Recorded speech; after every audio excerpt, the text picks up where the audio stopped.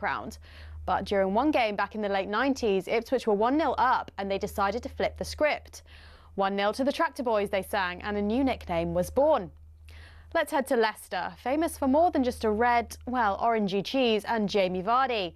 Leicestershire is also the birthplace of fox hunting, hence the Foxes. Next up, turns out apples are not the only fruit that don't fall far from the tree. Bournemouth's nickname, the Cherries, comes from the fact the club's stadium was originally built right next to a bunch of cherry orchards. This next story actually involves two club nicknames. It started with Crystal Palace. They were having an absolute nightmare run back in the early 70s. They'd been relegated after a terrible spell and manager Malcolm Allison decided enough was enough. He wanted a new nickname, something strong, fast and destined for success. Something exactly like an eagle. But there's more to this one. Brighton were in search of a nickname too, and Palace finally gave them what they needed. In a heated match between the two back in 1976, Palace fans began chanting, "Eagles, Eagles." And some clever Brighton fans came up with the perfect reply, "Seagulls, Seagulls." Not all club nicknames have a crazy story though. Take the Gunners. That just comes from the fact a group of munitions workers in the Royal Arsenal factory in Woolwich set up the club in 1886. On the flip side, some nicknames seem simple, but there's a bit more to them. Like West Ham. The Hammers is actually nothing to do with the ham part of the name. It comes from the fact the club used to be called Thames Ironworks FC and was made up of workmen and shipbuilders.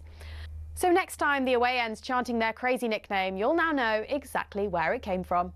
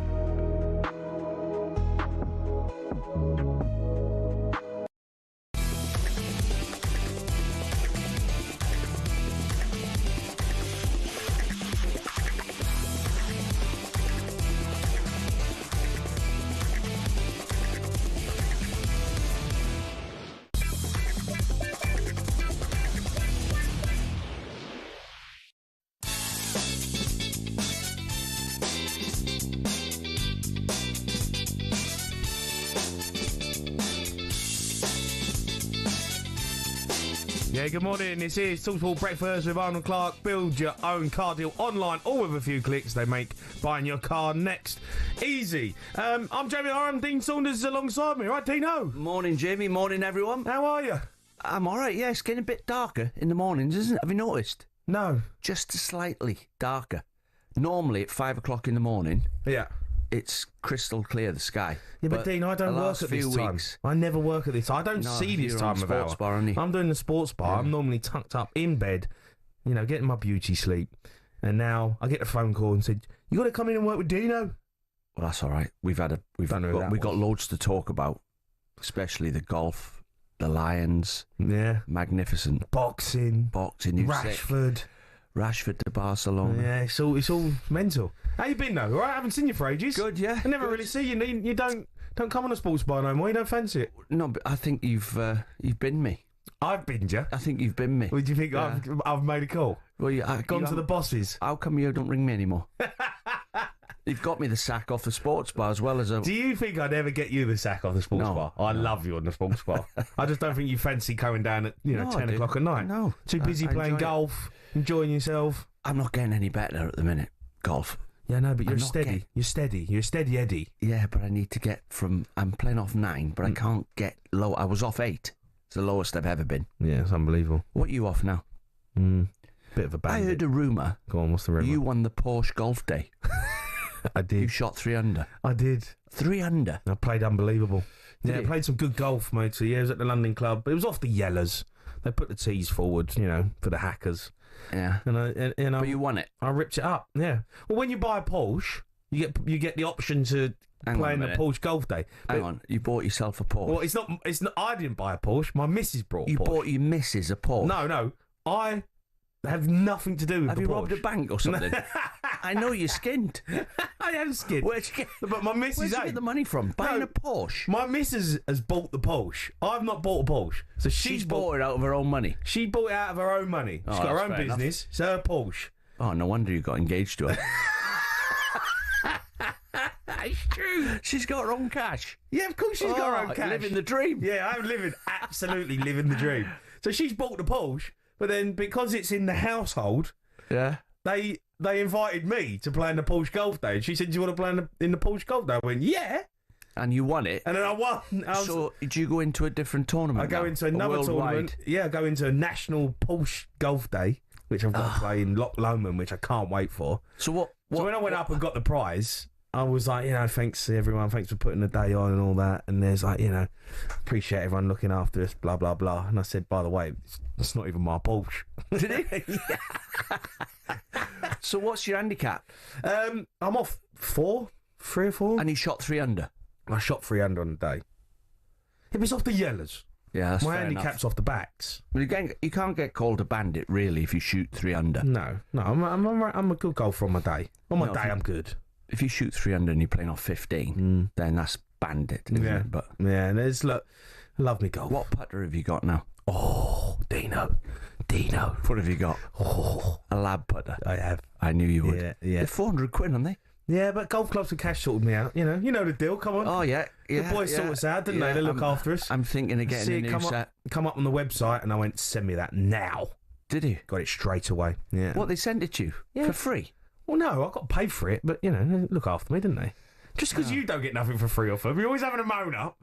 Eh? Yeah, but you're always having a moan up. I'm going to get the same clubs as Scottie Scheffler. I know. He never misses a fairway. Doesn't miss a fairway, don't miss a putt. Pin eye. Got loads to talk about with Scottie Scheffler. Do you think he's a bit boring, though? He never dropped a shot, right? After the 11th on Thursday, he never dropped a shot until the 8th. Yeah. Yesterday, where he hit it in the bunker, remember? Yeah, and he got double bogey. Yeah. And then made birdie. But in between, he didn't drop a shot. Yes, boy, I know. Listen, there's loads to talk about with Scottie Scheffler and greats and who are the real greats and all that. But all over the back pages this morning, Marcus Rashford about to seal the move that could revitalise his career. Over the halfway line, Rashford is suddenly through on goal, and he's beaten the goalkeeper and has scored his first Premier League goal for Aston Villa. Marcus Rashford, a man reborn under Unai Emery. He's a real problem player for the opposition. Therefore, he has a value. And, he's finished at United. There's no doubt about that. He has a chance. This is at the elite level. This is the last chance. This is a clean slate for him and the possibility for him to sort of start rebuilding his career a little bit. We all want him to be great, but there's still loads to prove there. Finding Marcus Rashford. Rashford, edge of the penalty area. Brilliant. That is majestic. Yeah, Marcus Rashford landed in Barcelona on Sunday ahead of completing a season-long loan move from Manchester United. He'll take a salary cut, be paid around £10 million gross, including bonuses, which works out a little under 170 grand a week. He was on 300 grand a week at United. Dino, it's a big move for him. How's he pulled this one off? Well, I think a lot of people are baffled. And most people are, sort of confused. How come Man United get rid of him and make him train on his own, and then he goes to Aston Villa and they don't want him, and he goes to Barcelona? Yeah. So is it Hansi Flick, the manager? Hansi Flick, yeah. So you're thinking, and Deco, who's his director of football, I think, I don't know what's going through their heads. What have they been watching that we haven't? Well, I think they see the talent in him, though. You see the fact that he can produce on the big stage. He can produce in big moments. He's done it in Champions League football before, hasn't he? He's scored big goals. He has got a huge amount of talent. They probably look at it and go, is he going to start for us? Probably not. We've got Rafinha and Lamine Yamal.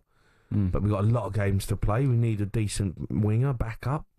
See it as an option, Yeah, well, don't you think good luck to him, and I hope he turns it round because he doesn't deserve the move. No, he doesn't deserve to go and play for Barcelona for what he's performances he's put in at Manchester United have been pretty shambolic, right? He went to Aston Villa and done all right, and he showed glimpses of what he was about. He got injured. But come Barcelona. I thought he was nearer to going down the road of Dele Alli than he was of going to Barcelona. I thought he's nearer that road. Yeah. And how would you deal with him? Because you've been a manager, Dina. I'd have to say to be him, your worst nightmare, wouldn't he? Well, no, I'd have to say to him, look, when you can, because what frustrates everyone is when you can see he had one good season, really, hasn't he? Where he got 30 goals. He's quick. He can score. He can finish.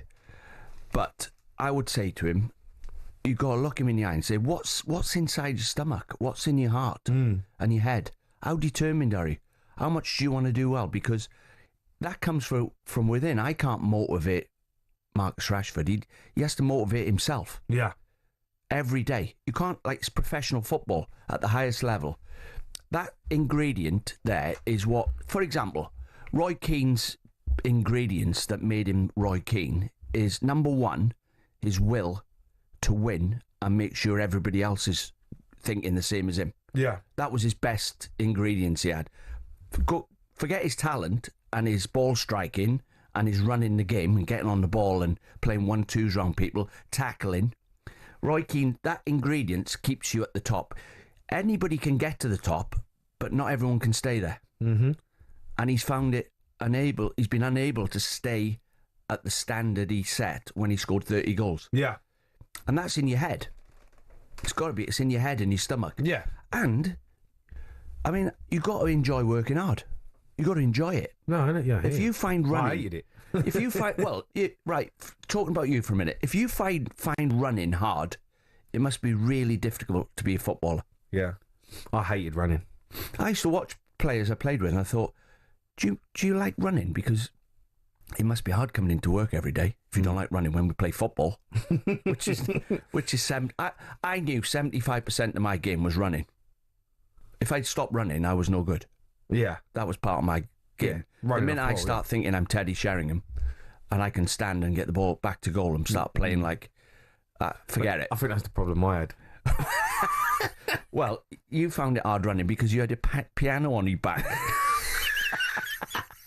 You know what? Not a little piano, one of them big, the grand pianos. one. Yeah, the grand one. The grand orchestra on my back.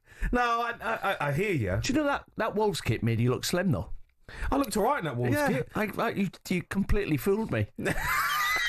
I kept picking you. It must be... He has got to... When I watch Marcus Rashford play, I've been a backer of Marcus Rashford, to be fair, because I see the talent in him and I see how many players at Man United, fall by the wayside. They come in, Jadon Sancho, Anthony, all these players. Good players, right? They go and do it at Borussia Dortmund. Anthony's shown that he's got it. So there is something wrong at Manchester United. I hope that he goes to a club like Barcelona, a huge football club, and he gets back to showing what his real talent is. You don't become the player that you become on 350 grand a week if you haven't got a huge amount of talent. But I feel like he's lost that fire at Manchester United. He lost that hunger in his belly to be the best in the Premier League. He just didn't want to. I just didn't see it in him. He didn't want to run. He didn't want to work. I think at Barcelona, I think it'd be different. I don't think he'll have an option. I'd simplify it for him if I was sat with him now today. I'd simplify it and say, right, what do you think your job is in our team? What's your job? And let him tell me. And then I'd tell him what I expect from him, which is quite simple. I expect you to score 20 goals and I expect you to make 20. That's what I expect from you. And when we haven't got the ball, work your socks off to help the fullback who's behind you. Get back, get your foot in, be the first line of defence when the opposition come at us, like PSG do. Yeah. PSG's front three and Liverpool's front three are the hardest working front three. Yeah. So you've got to get past them three first. Yeah. And that's been set by Mane, Salah and Firmino. Yeah. That was set in place. And anybody who comes into that group, Diaz, this is how you play. Like Mane played, where he's sprinting at fullbacks, chasing back. Yeah. And some games we might decide the three of you don't have to run back. We've got three in midfield that'll just fill in for you, and then you can hurt the opposition counter-attacking. Yeah. But most weeks, from the kick-off, you stop the opposition playing well. You three up there. Stop them coming out with the ball. Do you think Marcus Rashford can do that? Well, it's whether he can do it every week. Or distractions. I mean, I'd say to him as well, look, bin the Rolls Royce because fans can't pay, some of the fans watching you can't pay the electric bill. Yeah. So We need to get rid of the Rolls. read the room, right? We read wanted the to room. drive around in a Mini Cooper. What other idiot would drive round in a Rolls Royce or a Bentley like that? A white one. You. Hey, don't knock the Bentley. Right. Bin the Rolls Royce. Fans expect you to have a nice car. They expect you to have a Range Rover, a S-Class Mercedes. But Elton John and Elvis drive around in 700 grand Rolls Royces. Don't they? Yeah. So, But they are the modern day rock stars. well, yeah, don't be a rock star. Be like Scottie Scheffler. Yeah. He's the opposite, isn't he? He just gets on with the job. And now you're calling him boring this morning. Yeah. But go down that road. He's got gold. You know he's got a gold Rolls Royce. Scottie Scheffler. No, he hasn't. He has. He hasn't. He's got diamonds on it and everything.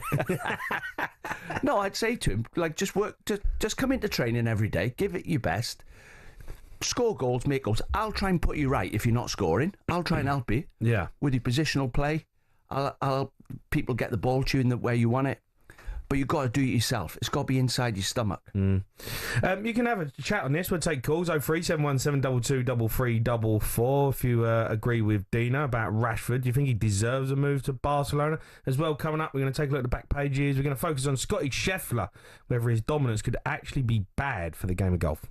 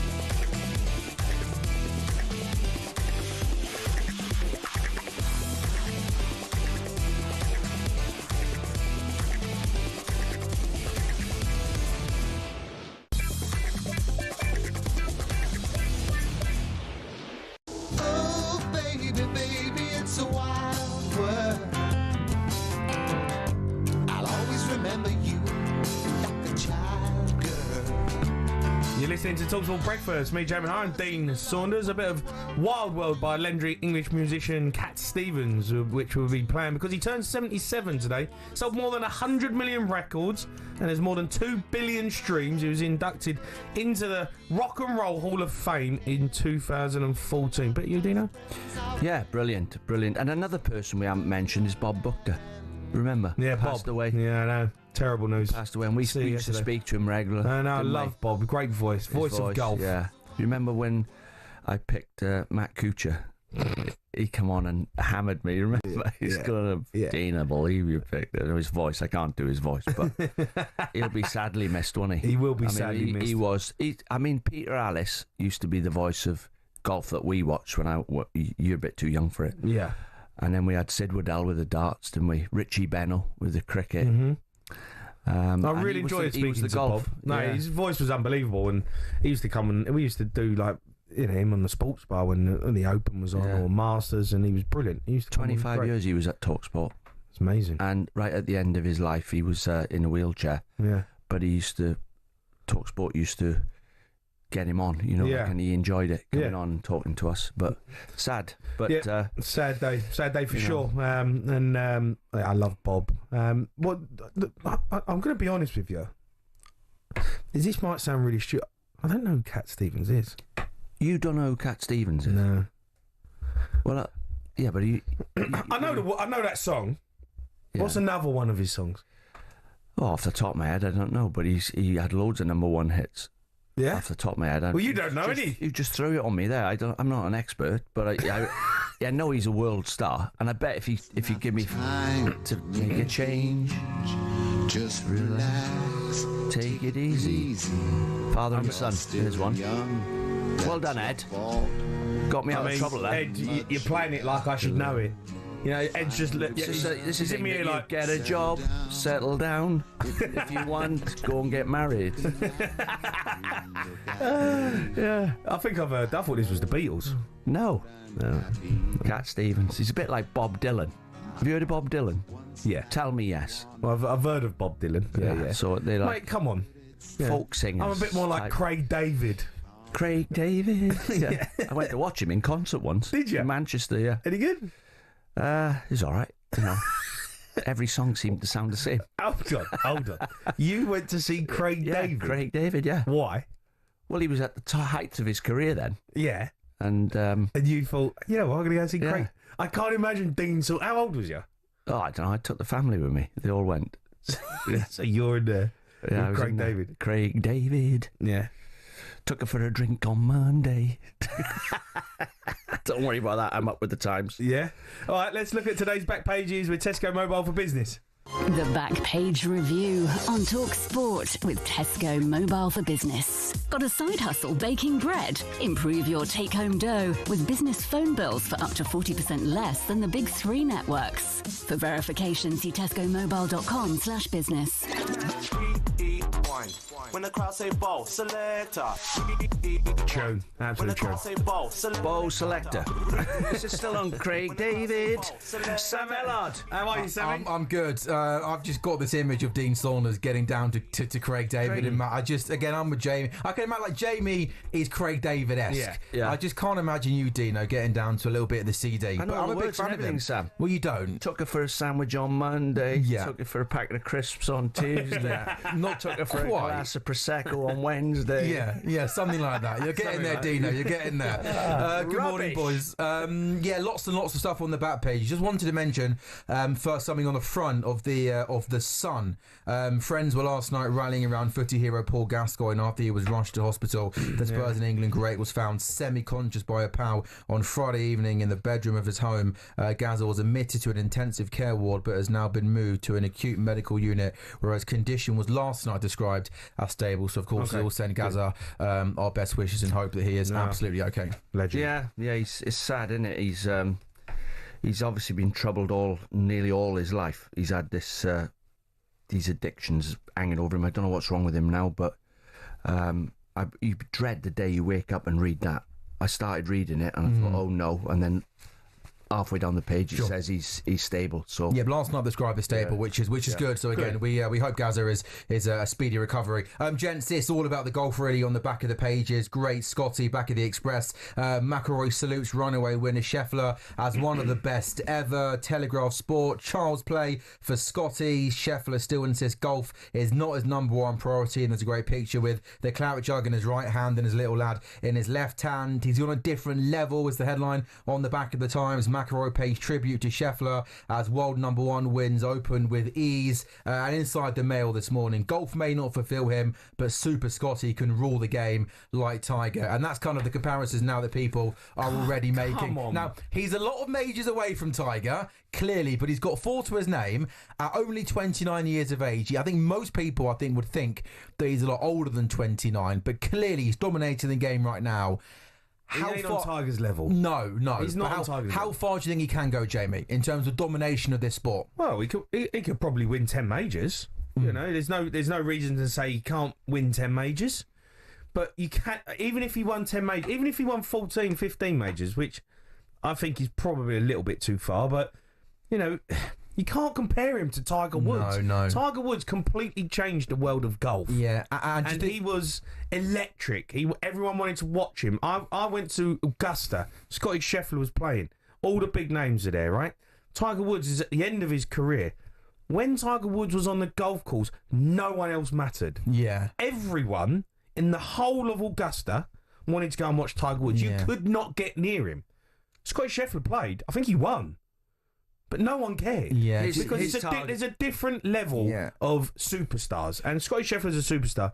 Tiger Woods is, you know, a god in golf. So his next target has to be New York, to the US Open. Yeah, to complete the Grand Slam. The Grand Slam. Course, yeah. That'll be Shinnecock Hills, I think it is. I think so, yeah. But he makes mincemeat of golf courses, doesn't he? Like, that's a tough course, Portrush. And he, like I said, he didn't have after the 11th on Thursday morning to the 8th yesterday. There was no bogey, was there? No bogeys. Yeah, remarkable. Amazing. And then even when he hit a double bogey, and I think at that point there was a birdie as well, so it went 3 shots lead. You then think, could there... And no, just goes and birdies the next hole. And how laid back and relaxed does he look? He looks like it's just the easiest thing in the world to him, doesn't it?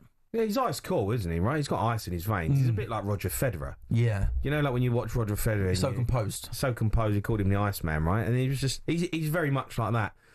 Give me Rory McIlroy over him every day of the week. Yeah. I'd even say, give me Bryson DeChambeau. You know, he's. I mean, what a round he had yesterday. By the way, he's a real character, isn't he? Yeah, character. Will make mistakes. You know, makes you feel like he's related. No one's relatable to Scottie Scheffler. One, no one's got a swing like him. Right? He's got a completely unique swing, so you can't swing it like him.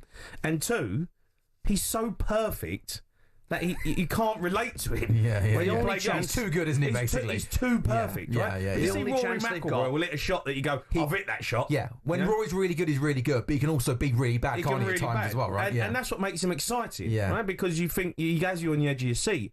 There's a bit more fist pumping, a bit more, like, emotion.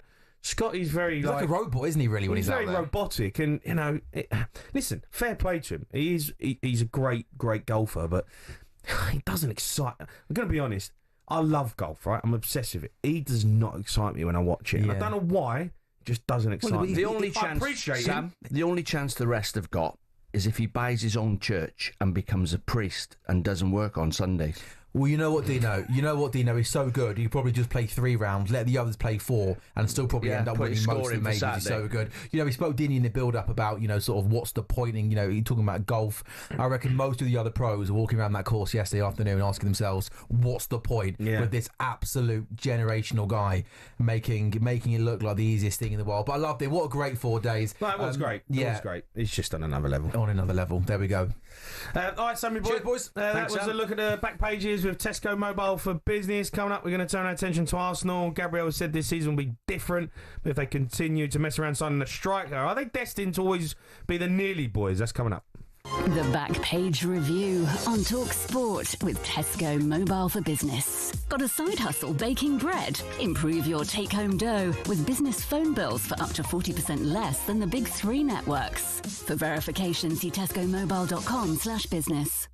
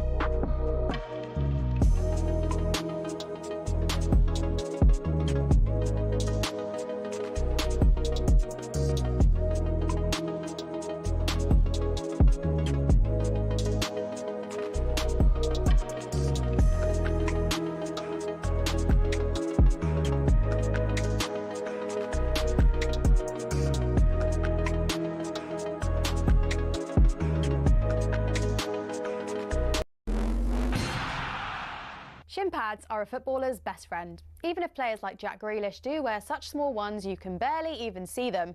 But what's the story with shin pads, and are there actually any rules on how big they should be? It all started with cricket, actually. Cricketers had been wearing shin pads since the 1700s. It was thanks to this guy that shin protection made its way over to football. Meet Samuel Widdowson. He was a cricketer and a footballer. He played for Nottingham Forest back in the late 1800s, and he wanted a way to protect his legs from nasty tackles. Naturally, his mind drifted to his other favourite sport, where players had been wearing these pads for a century. Story goes, Widdowson cut up his cricket pads and popped them on before taking to the footy pitch. His Nottingham Forest team then began wearing them from 1887, and the first known use of them in a match was in 1894, in a match between Newcastle and the then Woolwich Arsenal. Eventually, FIFA clocked on that this kind of protection was pretty important for footballers. And so, in 1990, basically 100 years after Widdowson first put them on, shin pads were made compulsory. It became part of Law 4 of IFAB. That's the body responsible for setting the laws of the game internationally. But the law doesn't actually specify anything about measurements of shin pads. It just says they must be made of a suitable material and be of an appropriate size to provide reasonable protection. It's really vague, even though there have been calls for it to be changed.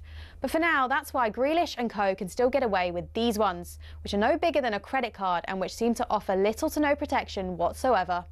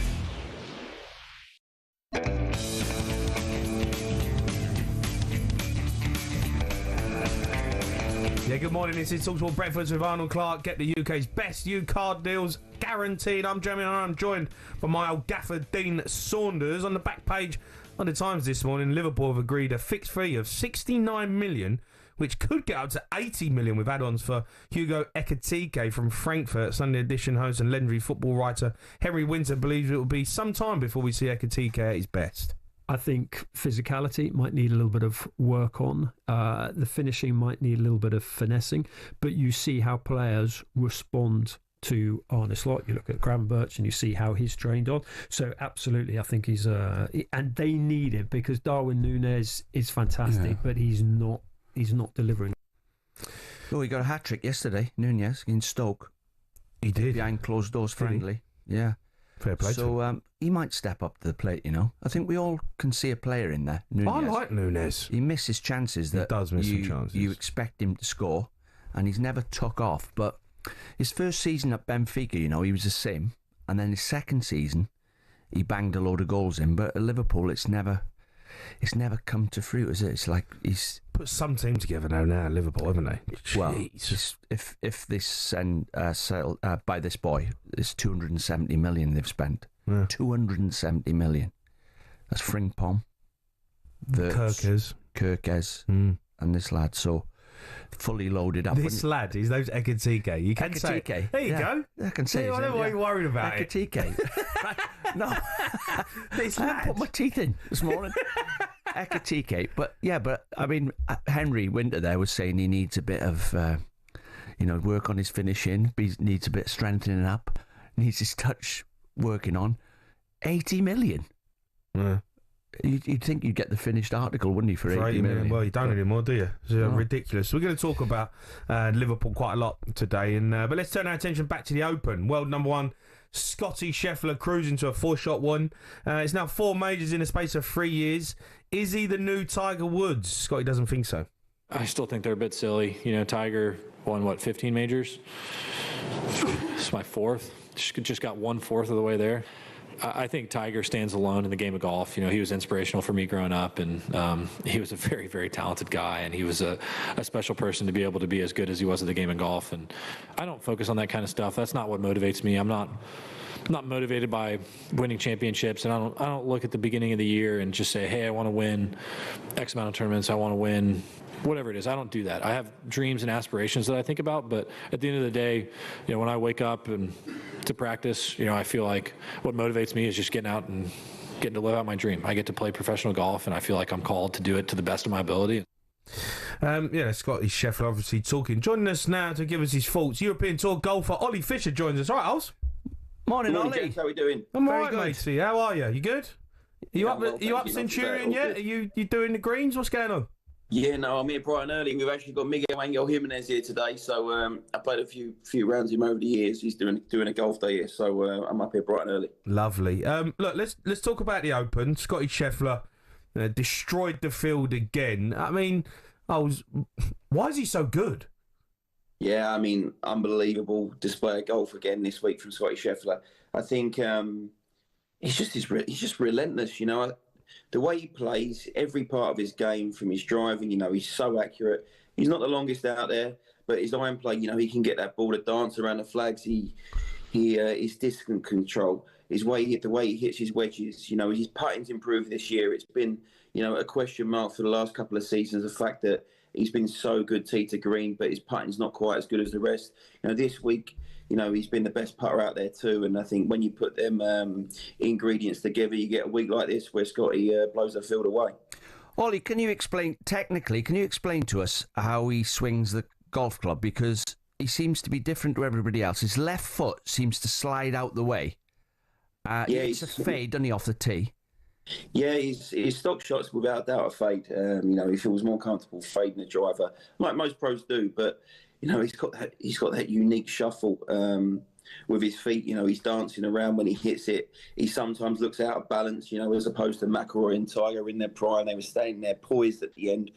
He's not the kind of the modern day golfer. He's almost a little bit Arnold Palmer, Bernard Langer-esque, you know, when he's holding some of those follow-throughs off, and you can see him, you know, kind of being creative and the artistry in it, almost as you like, when he's out there improvising and hitting the shots that he sees. And I was really interested. I listened to Ted Scott, his caddy, yesterday, and, you know, going on to about being thankful and feeling lucky and humble to be playing golf and doing a sport or playing a sport for a living. And Scheffler, you know, I think for all the parts of the game that make you want to analyse and kind of put a, you know, be critical of certain parts. Scheffler has a great way in his caddy, a great way of kind of putting all those distractions aside, because the point is he puts himself in his position where he's at the top of the leaderboard. The whole world are expecting him to go out and do what it is, and he's almost out there feeling, you know what, as soon as I get inside those ropes, I'm just out here doing my job, and that's it. I get the job done. And it really was a case this week of him being there, business-like to a point, and you know, cracking on and getting the job done. But amazing technique, amazing to watch him. I've hit balls next to him a few times on the range, and it's a thud. You know, you see him churn out some divots at times. You know, he's amazing out the rough. It's not only the fact that he hits so many fairways thing. When he's out the rough, he's fantastic too, and that's a part of the game that most amateurs don't really see. You know, when you're a pro golfer and you know you're not going to be in the fairway all the time, you need to be really good from the rough as well. And Scottie Scheffler was certainly that this week. Ollie, do you think he's good for the game of golf? Yeah, I think anyone that's winning as much as what he's winning is dominant. I think it's great for the game of golf. I think it's great for Rory McIlroy too. You know, someone out there that's, you know, Rory's obviously gone and won the Masters this year, completed the career Grand Slam, something we've not seen since Tiger Woods. Scottie Scheffler has been so dominant. Don't get me wrong, his personality isn't the same as Rory McIlroy. He doesn't play golf the same way, but, you know, I play golf with you, Jamie. I play golf with you, Dean, too. And I think golf's an individual sport. Everyone's not the same, but Scottie's becoming this person. You know, Jack Nicklaus wasn't the most liked player when he first came out on tour. People didn't warm to him. Scottie Scheffler's a nice guy, right? He's a really, really nice guy, but he's a ferocious competitor. And when he's out there playing right now, it's almost the fire burning inside Scottie Scheffler. When he's inside those ropes, he's bigger than anyone else's. And I think as time goes on, if he becomes as dominant as he is and if he continues his form, I think we'll all learn to love him, because the skill level that he has when he plays is the thing that you've got to be most thankful for, and realise that is the beauty and the skill and the skills that he's honed through the years, and he keeps continuing to improve, by the way, that we all admire. So it's one of those. I mean, don't get me wrong, he's not a Seve, he's not a Rory McIlroy, he's not a Bryson DeChambeau right now, but I think he's not even 30 yet. Right, he's won 4 majors. He's won 9 times on the PGA Tour last year, including Tiger's event at the end. You know, he's had 3 months off, having cut his finger, cutting the turkey at family dinner at Christmas time. Yeah. You know, we're coming out thinking, what is he going to come out with this year? He's come out, been a little bit slow at the blocks, but top 10s, may I add. But since then, he's been relentless. Won the PGA Championship, come over here to Ireland.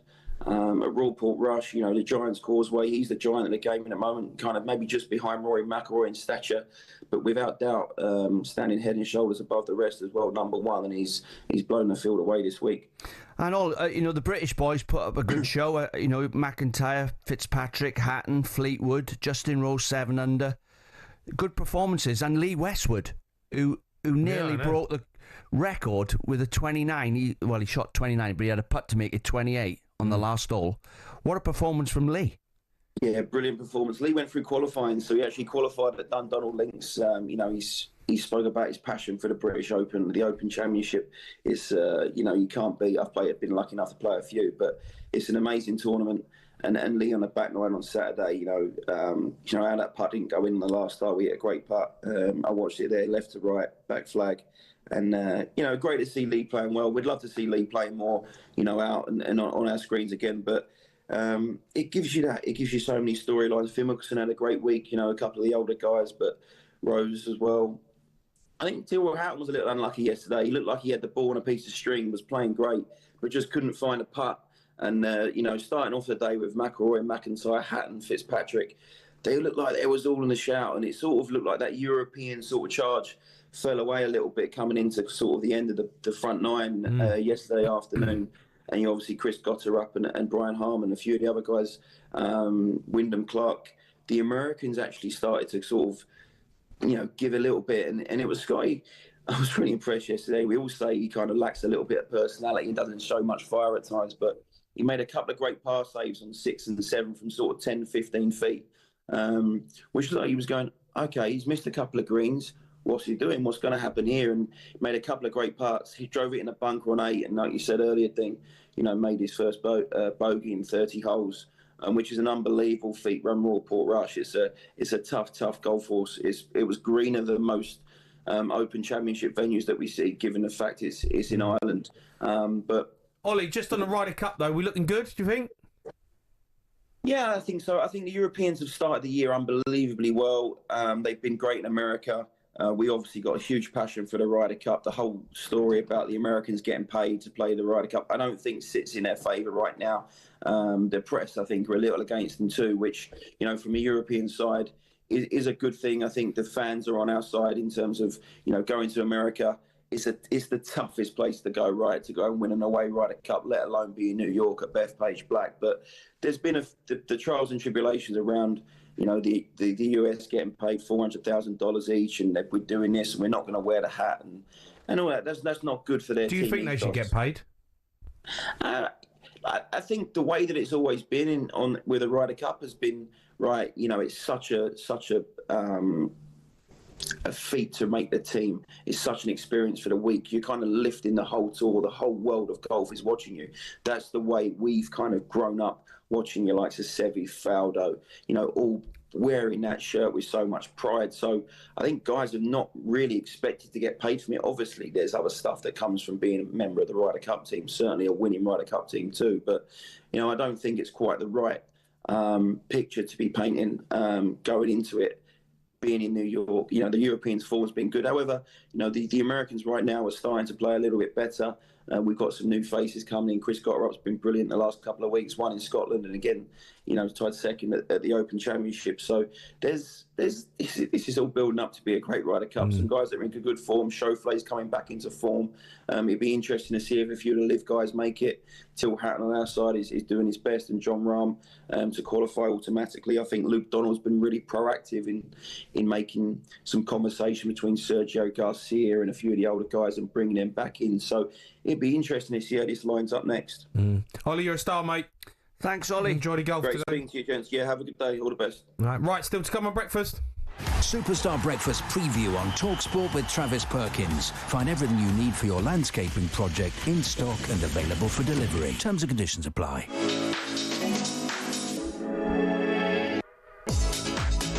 Yeah, Scottie Scheffler is dominating golf, and we're going to be asking later if anybody can stop this man. Usyk has shown that he is absolutely in another class to Daniel Dubois. Tonight, he was just exceptional. Yeah, he was. I went to the fight. It was ridiculous how Was you G there? was. I was there, matey. I did go. Was he? Yeah, it was a great. Didn't last long. What about the undercard? How did that go? I ain't got a clue. You didn't watch? No, I was in the box, enjoying myself in the green room. Oh. You know the old green room, Yeah, didn't you? yeah. I was with the boys having a few drinks. Plenty of reaction to Usyk, cementing his place as one of boxing's greats. Stops Daniel Dubois in round 5 to become three-time undisputed heavyweight champion. Last former Australia and England coach Eddie Jones as well. Just while the Wallabies were absolutely rubbish against the Lions on Saturday. Big thanks to Ollie Fisher there as well. All that and much more to come. That was our look ahead with Travis Perkins. Superstar Breakfast preview on talkSPORT with Travis Perkins. Join the club and get low trade prices. Find out more at travisperkins.co.uk or download the app.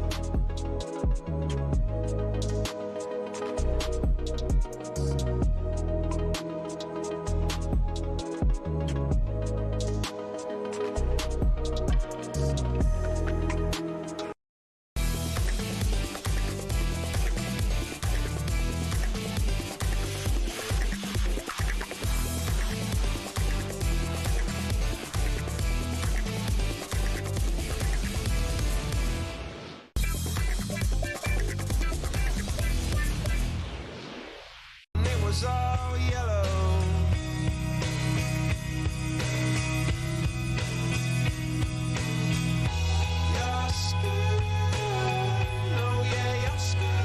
You're listening to the talkSPORT Breakfast. Me, Jamie O'Hara and Dean Saunders. Bit of a viral drama surfaced at recent Coldplay concert.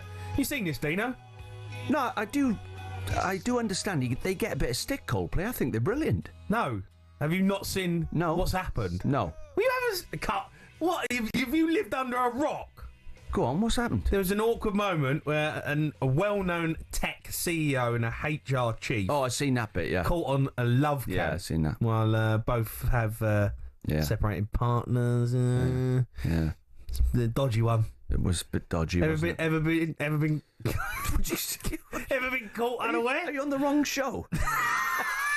What are you thinking being on? Well, I'm just, it's a bad reaction from him, was it? What's he doing? What are we talking about that for? Well, I'm just saying, it's there. Yeah, it's up to him what he does. No? Anyway. You want to Moving on. You want to move swiftly away from that, didn't you? Yeah, it's been viral. Rubbish. Yeah. Oh, he's had a stink to the boy. Yeah. What? I was telling you earlier, Mr. Wanyeri. Yeah. How would you say it? How would you pronounce it? Wanyeri. Yeah, Wanyeri. Yeah, great. Yeah. You've I spoke to him. Well, you haven't spoke to him. You said something on talkSPORT, right? Yeah. About him demanding game time, and you said, blah, you don't think it was right? Well, what happened? You had a phone call, right? Shaban come in and gives us the back page like Sam Ellard's doing this morning. They come in the back and he said, what about this story in the newspaper? Wanyeri has asked for game time off Arteta before he signs his contract or whatever. He's demanded game time. Yeah. So Shaban said, what do you think of that to me and Alan Brazil? Yeah. So I've said, well, if he can't do that when he's 18 years of age, demand game time. You've got Saka in front of you, Trossard, Martinelli. Yeah. No manager can guarantee you game time. So we've reacted to what was said on the paper. Yeah. Anyway, I'm on the putting green at Effingham and Jay Boothroyd went to school with his dad and they said, can you put Dean on? No way. So I spoke to his dad. Yeah, fair play to him. He said, look, that never happened. It never happened. He never demanded. No, he just said that it never happened. I said, well, we were reacting. I said, if it's true, we were reacting to what was said on the newspaper show, so he should take it up with the newspaper. They wrote the story. So it wasn't true? He said he didn't. No, so fair play. Did he say play. anything else? Yeah, they're all Aston Villa fans, and he said we've had the criticism of O'Hara and Cundy, but when it comes from you, it hurts. He said. I said, well, no, I'm not criticising him. He's a great player. He's a great young player. He is a great young player. But if you're demanding game time off Arteta, which apparently he never, so there you go. Take it up with the newspaper. They wrote it. I don't know who wrote that story then. But anyway, I spoke to his dad. Lovely bloke. They all listen to talkSPORT. Yeah, lovely bloke. And didn't you start hammering the agent? And his dad's his agent. I said it couldn't have been him who asked Arteta. It must have been his agent asking for game time. But that's his dad. I didn't know his dad was his agent. But I did say to him, I got a son, and when his son gets criticised, it stings. But he's gonna have to get used to it. Yeah, well, this is life in the fast lane. Phone my dad. He got you at it every week. But your dad, your dad used to lean over the fence and have a go at you, didn't he? He did, yeah. What are you doing? Run more, James, run. What are you doing? I know, he feels I used to shout that. You just don't listen. Run. I do listen, I just couldn't. Just couldn't run. That was the problem. Remember I said to you, why do you think I'm not playing anymore, Jamie? Why do you think I don't play football anymore? Because I can't run. So if you're not going to run, I'll play. Yeah, no. That's why I was on the bench. Dino was very awkward about the viral story. We do need to let you know, though. Coldplay are back at Wembley this summer. We've got a huge VIP prize up for grabs for one lucky listener. We're giving you the chance to win 6 tickets in a private box for you and your mates. Don't take someone you shouldn't. August 22nd with full hospitality. Plus, we're chucking in 10 grand, spending money completely tax-free. Here's how to enter. 18 plus, UK excluding Northern Ireland, for a chance to win. Text the word WIN to 83338 by 4th of August on 11 p.m. You're in the draw. Text costs £2 plus 1 standard network rate message. You must have the bill payer's permission to post your name and number to Oasis prize draw. Hey, I didn't realise you could read. Making it up. PO Box 3190 Colchester CO2 8GP to arrive by 5 p.m. on the 7th of August. It's a talkSPORT limited promotion run on talkSPORT Talk, Virgin Radio UK stations, full TNCs, and at talksport.com. Right. Sam Allard is back with us. Hi guys. The don't take someone you shouldn't line, by the way, was so good they should put that permanently in all scripts for all presenters to read. Jamie O'Hara ad-libbing there some gold into the Coldplay read. Good man. This season will be different. Gabriel's big gunners title vow. Here we go. John Davis in Singapore writing in The Sun that Arsenal have been Premier League nearly men for the past 3 years, but defender Gabriel is determined to change that this season. Some strong stuff from Gabriel, who's saying we're ready to reach new heights this season. season. I've been in the club for 5 years and I've seen how much the club has grown. I'm here to win big titles, and I do believe this season will be different. We've left a couple of titles slip through our fingers. We almost won, but this year things will be different. I have a lot of faith in that. So he's very confident, Jamie. They're ready to reach new heights this season. Can Arsenal reach new heights this season? Will they reach new heights this season? If they get Gyökeres, they've got a chance. You know, what's going on with that deal? I mean, they're going to make that deal happen. How's that taking so long? Why is it taking so long? Just pay the money. Yeah. You need a striker. You've been after a striker for how many seasons, and you still haven't got Gyökeres over the line? You know, you're watching Liverpool get it done. You watch Man City rebuild. You're watching Tottenham try and get players. You know, everyone trying to do deals. Come on, do you want to win the league? Do you want to win the league, Arsenal? Well, if you do, you need to get that deal done. Don't let someone come in the last minute and nick him off you. Do I think they'll win the league? No, I don't. I don't think they'll win the league. I don't think they've got the minerals. I think Liverpool have got a better team, and I think they've got a better manager. Who have they signed so far, Arsenal? They've signed Zubimendi, Norgard and Kepa. But of course, as Jamie mentioned... and Madueke, of course, has come through as well. Is that official?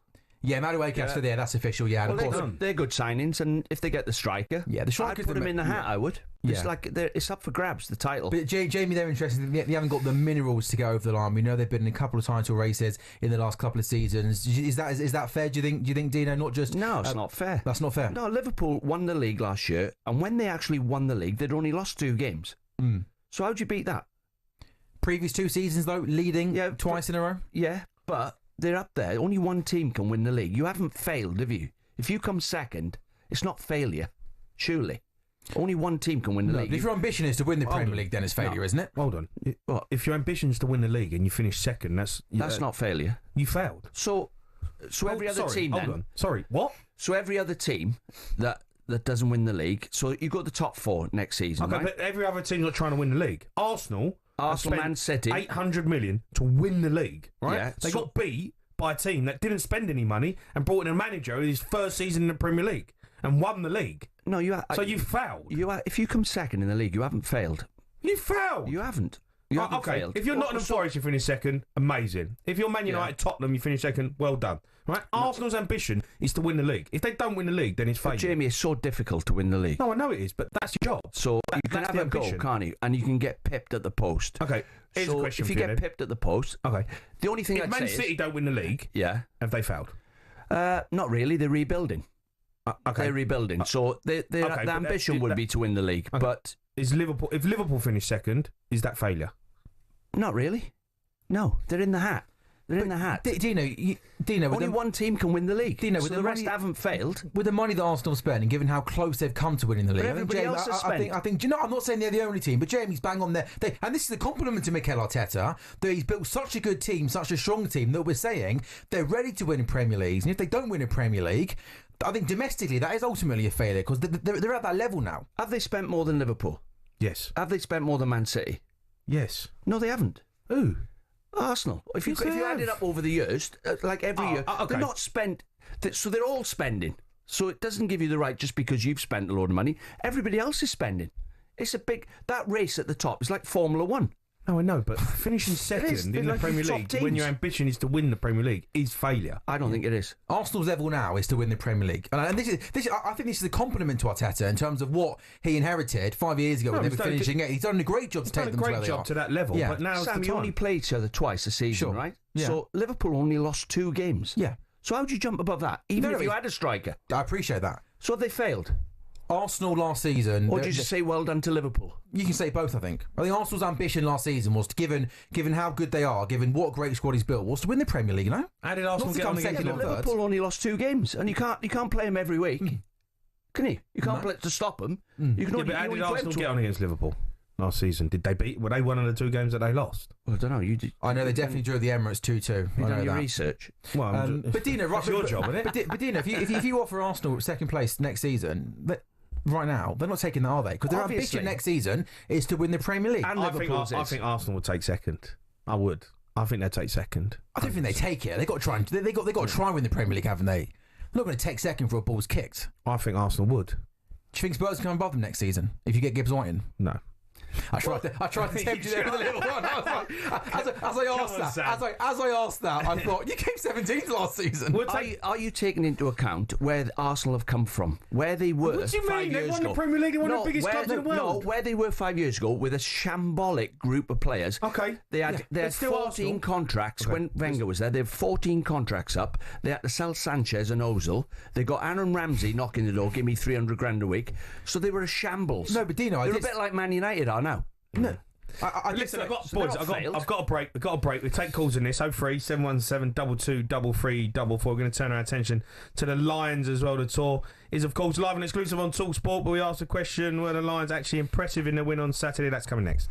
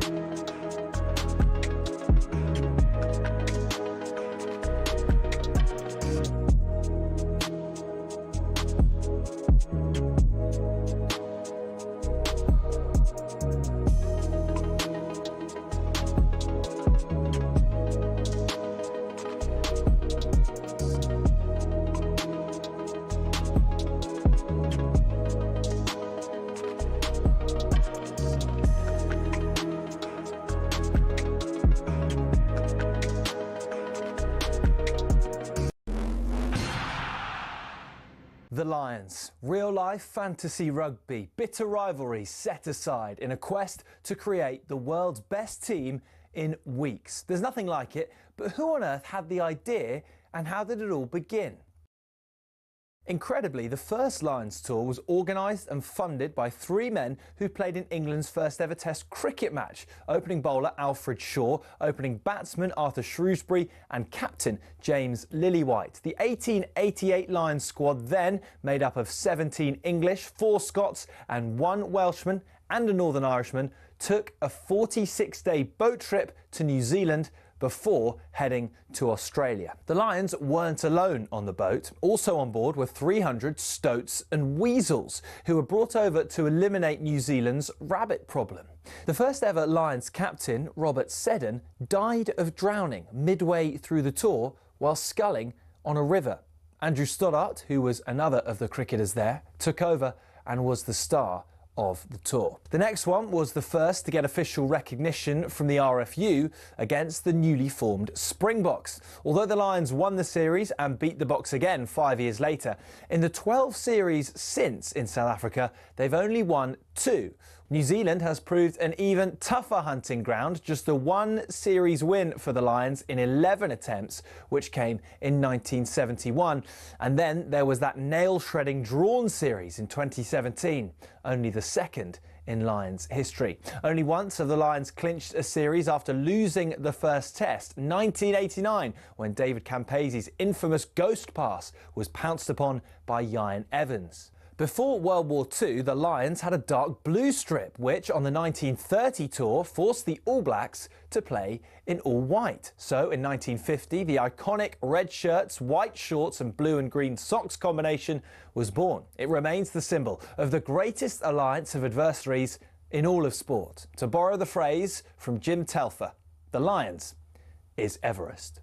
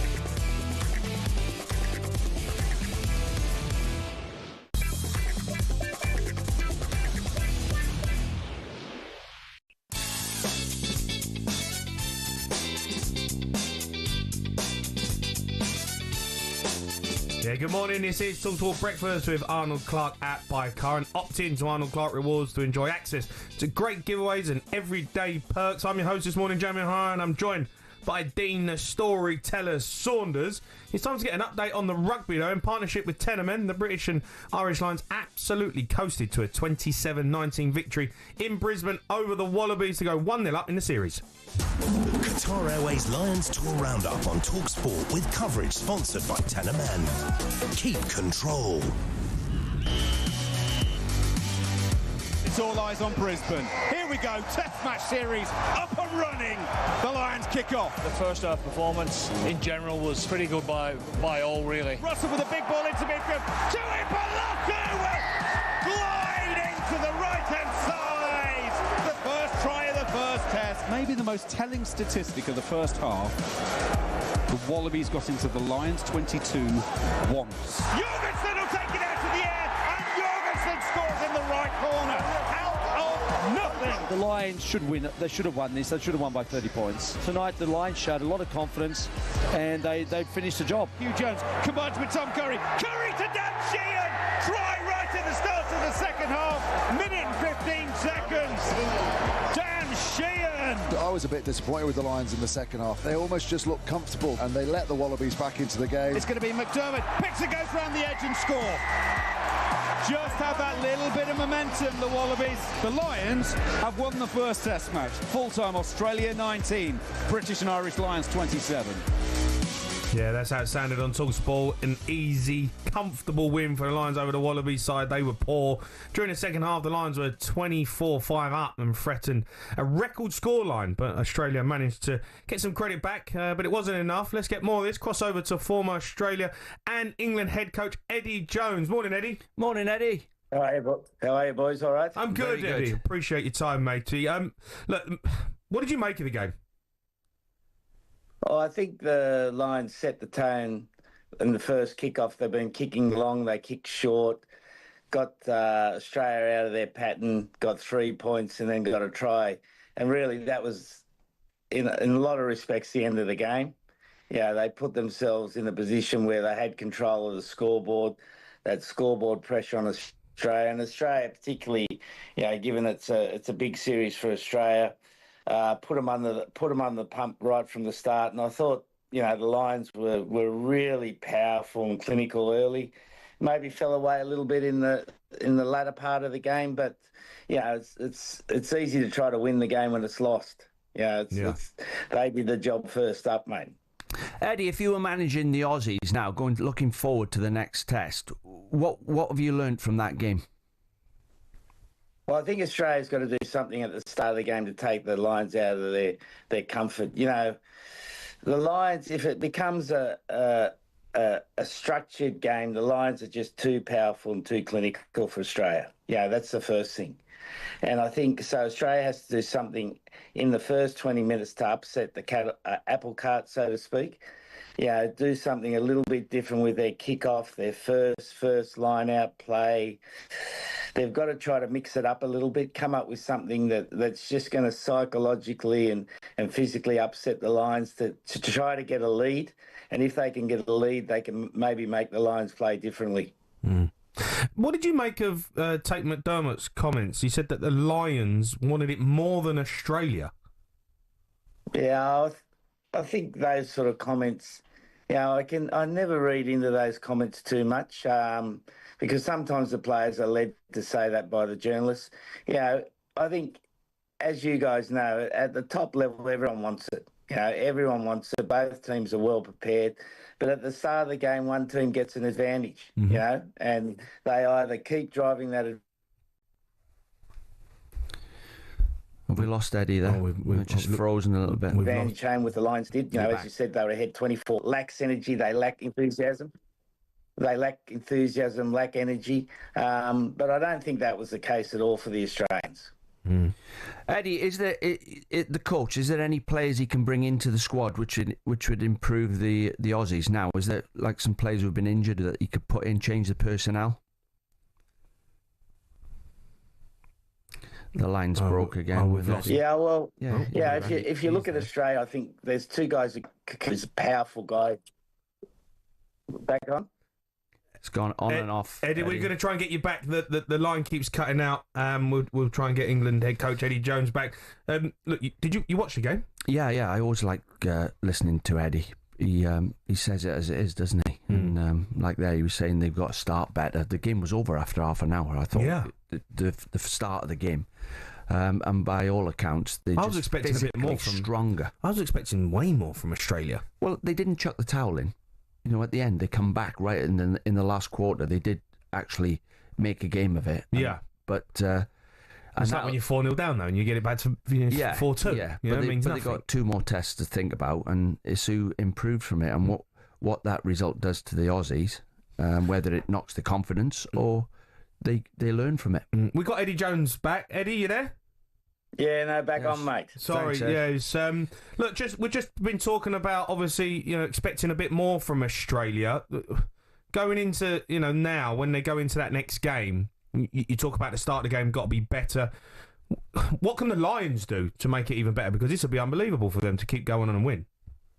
Yeah, I think the Lions will double down on what they've been doing, mate. They'll be really powerful around the ruck. Like I thought Genge and Furlong particularly at the start of the game were points of difference for the Lions, and then you throw in Gibson Park at halfback, who was, he was a maestro, picking out his runners, kicking accurately, keeping the Lions on the front foot.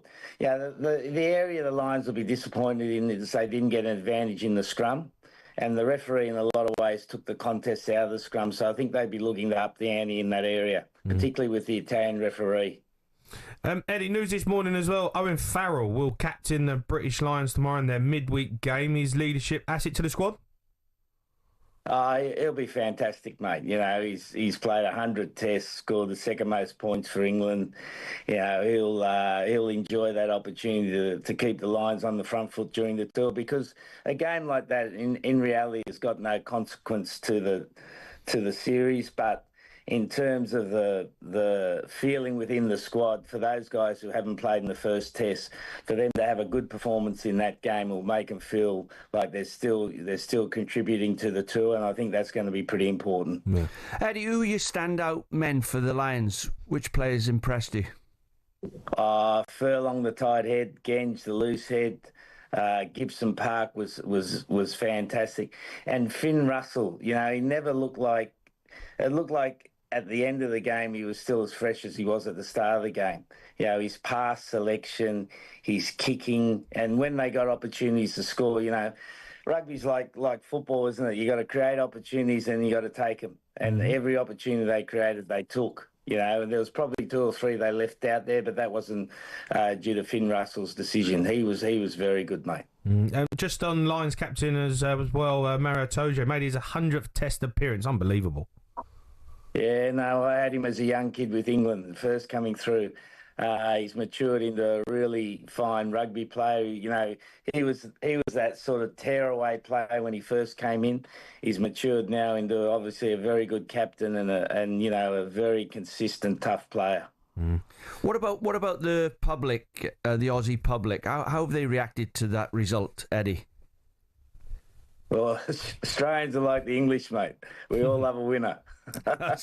We don't like it when we lose. Yeah. You know, and particularly in Australia, rugby's quite a fickle sport because we've got a small, strong following, but then we need to take spectators from rugby league and from AFL. And when the game's going well, we do that. When the game's not going well, you know, everyone starts watching AFL, everyone starts watching rugby league. Mm. Eddie, you're an absolute star. I appreciate your time. Thanks for coming on. Legend. All right, good on you, boys. Thanks very much. All right, Eddie Jones there, former England and Australia head coach. That was thanks to Tenor Men. Coming up, Newcastle sent Usyk home from their friendly. This summer's getting a little bit worse for Newcastle. We're going to discuss that next. Qatar Airways Lions Tour Roundup on talkSPORT with coverage sponsored by Tenor Men. Keep control.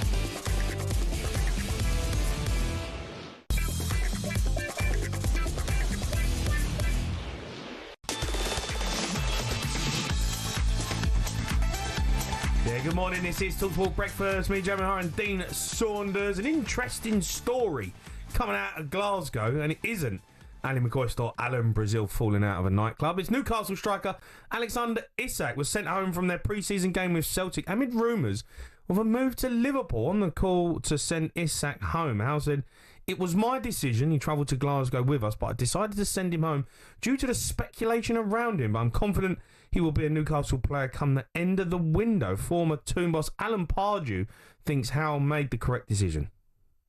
Reading between the lines, it looks very much like the players affected, I would suggest. So Eddie made a sensible move and just took it out of the equation. Whether he was affected or not, whether we can speculate about that, which we can, whether it's true or not, I'm not party to. But what I do know is it was a wise move to take him out of the equation, because I've had players, when players want to move, they make it fundamentally clear in their actions, and it can cause a problem. Now, has Isak's head been turned? I would suggest possibly yes. Alan knows what he's on about. He's managed football teams, and so have you. And reading between the lines as well. I've seen Eddie's interview, and what he was actually saying was, look, I wasn't going to start him in the game. He wasn't meant to play in this game. So to take him and sit him on the bench and let people get to him, ask him questions or camera zooming in on his face, doesn't look happy, wants to leave, all that. He's just took him out of it. Yeah. I don't think he was disciplinary, which, obviously it gets made out to be sent home. He wasn't sent home. He just said, don't come. A bit slightly different. Is it? Don't come because of the speculation. He's not sent home because of your behaviour. But he did go, and he sent him home. Well, no, he just said, don't come in. You know what I mean? He just said, he hasn't done it through disciplinary reasons. He's done it to protect him. I understand what you're saying. He's protecting him. But it is a bit of an issue, right? Because there is a lot of speculation around him, Dean. Whether he goes or not, I don't think he will leave. But it's not easy for Eddie Howe, this, is it? Because he's got his star player and everyone's talking about him and he's got to try and keep him happy. I remember if Liverpool come in for you, well, I mean, you moved to Liverpool. Yeah. They come in for you go, right? Yeah, but what Liverpool are doing right now is I've witnessed it. I was at Newcastle and we were trying to sign a centre-back. So I was with Freddie Shepherd in the office and Graham Souness, and we were sat in the office trying to sign this centre-back. Yeah. And Freddie went, I'll tell you what we'll do. Let's make out we're signing Bayern Munich centre-half. Let them think we're going to... So they'd offered 5 million for this centre-half. Yeah. And the other club wanted 7 million. Yeah. So he went, right, let's chuck another player into the equation that we're going to... If you don't say yes, we're going to go and sign him. So Liverpool have done a bit with Usyk and... this lad you're on... Ekatike. Yes. Yeah, right. Ekatike. So they've made Liverpool throw in... So they're negotiating. Yeah, of course. Like a chessboard, right? Usyk must think to himself, Liverpool might win the Champions League. If I go to Liverpool. Yeah. He must cross his mind. You're going to win the league with him. Not saying... Definitely he loves it at Newcastle and he's a hero. Yeah. But they're just Newcastle. Newcastle are not definitely going to win the Champions League. Liverpool are in the top 3 favourites to win. Look, Newcastle failed to get quite a lot of their targets over the line at the moment. Liverpool? Or Newcastle? Sorry, Newcastle. Yeah. Newcastle. Yeah. Do you think this is down to PSR? Do you think it's the fact that, other clubs are looking at going, I'd rather go to a Liverpool, I'd rather go Man City, I'd rather go I think Chelsea. It's a bit of both. I mean, I'm sure Eddie Howe's looking to spend money and buy better players than he's got. That's how you go forward as a club. You've got to get 3 or 4 new faces in the door, and they've got to be better than what you've got. Or you get occasional backups. But maybe players are choosing Arsenal, Liverpool, maybe Real Madrid, Bayern Munich. It's a bit of both, but I'm sure Eddie Howe will be thinking we need to sign some players if we want to kick on. Top 4. Well, they've got to go to the next level, haven't they? These owners, I know. I feel for them a little bit because they've got all the money in the world. PSR obviously has affected them to the point where they can only spend certain amount of money, and they've got to be very careful with how they spend it and what they do. The problem then you've got then is you're competing with other teams who can spend the same amount of money as you, even though you've got more money than them, and you're giving the player the option to go and say, you know what, Liverpool, or Chelsea, London, Newcastle, it's a bit cold, it's a city up there. These are when if they could spend whatever they wanted, which the owners could, you'd get the player over the line because you'd say, I'll pay 10, 15 million over the odds for him because I'm going to make sure I get him at Newcastle. But they don't have that option, right? They've got to be careful with how they spend their money, and which makes it more difficult to get deals that they want. Yeah, because Liverpool never spent anything last year. If they get Ekatike now, that's 270 million they've spent because they haven't spent it last year, and they've sold a few players. Jamie, I don't know. I'm not having the bit is cold. You know what I mean? If you're a top striker, you're thinking about who's supplying me. And how many medals am I going to get on the table? Okay, hold on. I hear you. If it's cold. But let me tell you now, foreign players Yeah. will choose London over Newcastle every time. Well, they will, Dean. They will. Well, they might do, but you know that's true. And whether that's right or not, Newcastle are a great football club.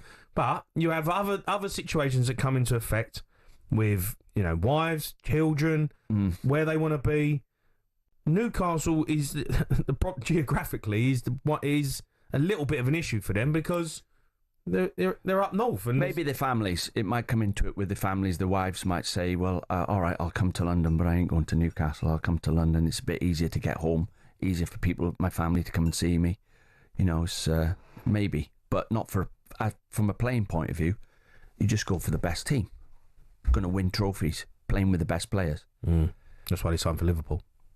Well, we'll see what happens with Newcastle, but I would imagine Eddie's getting a bit frustrated now. Yeah. And he don't need this Usyk thing going on. No, he He's don't. best player. It is what it is, isn't it? But he's your best player. People are going to go after him. Look, let's go to some calls. Arsenal fans, Gabriel said this season will be different. Would you take second if it was offered to you right now? Is second place a good achievement for Arsenal? 03 717 22 33 is the number to call. James Aguna has done that. Good morning, James. Morning, James. Morning, fellas. How are you doing? I'm all right, James. How are you? You good? I'm good. Yeah, doing well, mate. Thank you. Look, Arsenal's obviously a big talking point. You haven't got Gyökeres over the line. You're going to be competing for the title. This season, you've got to win something, right? You have to win something. But if you got second again, would you take that?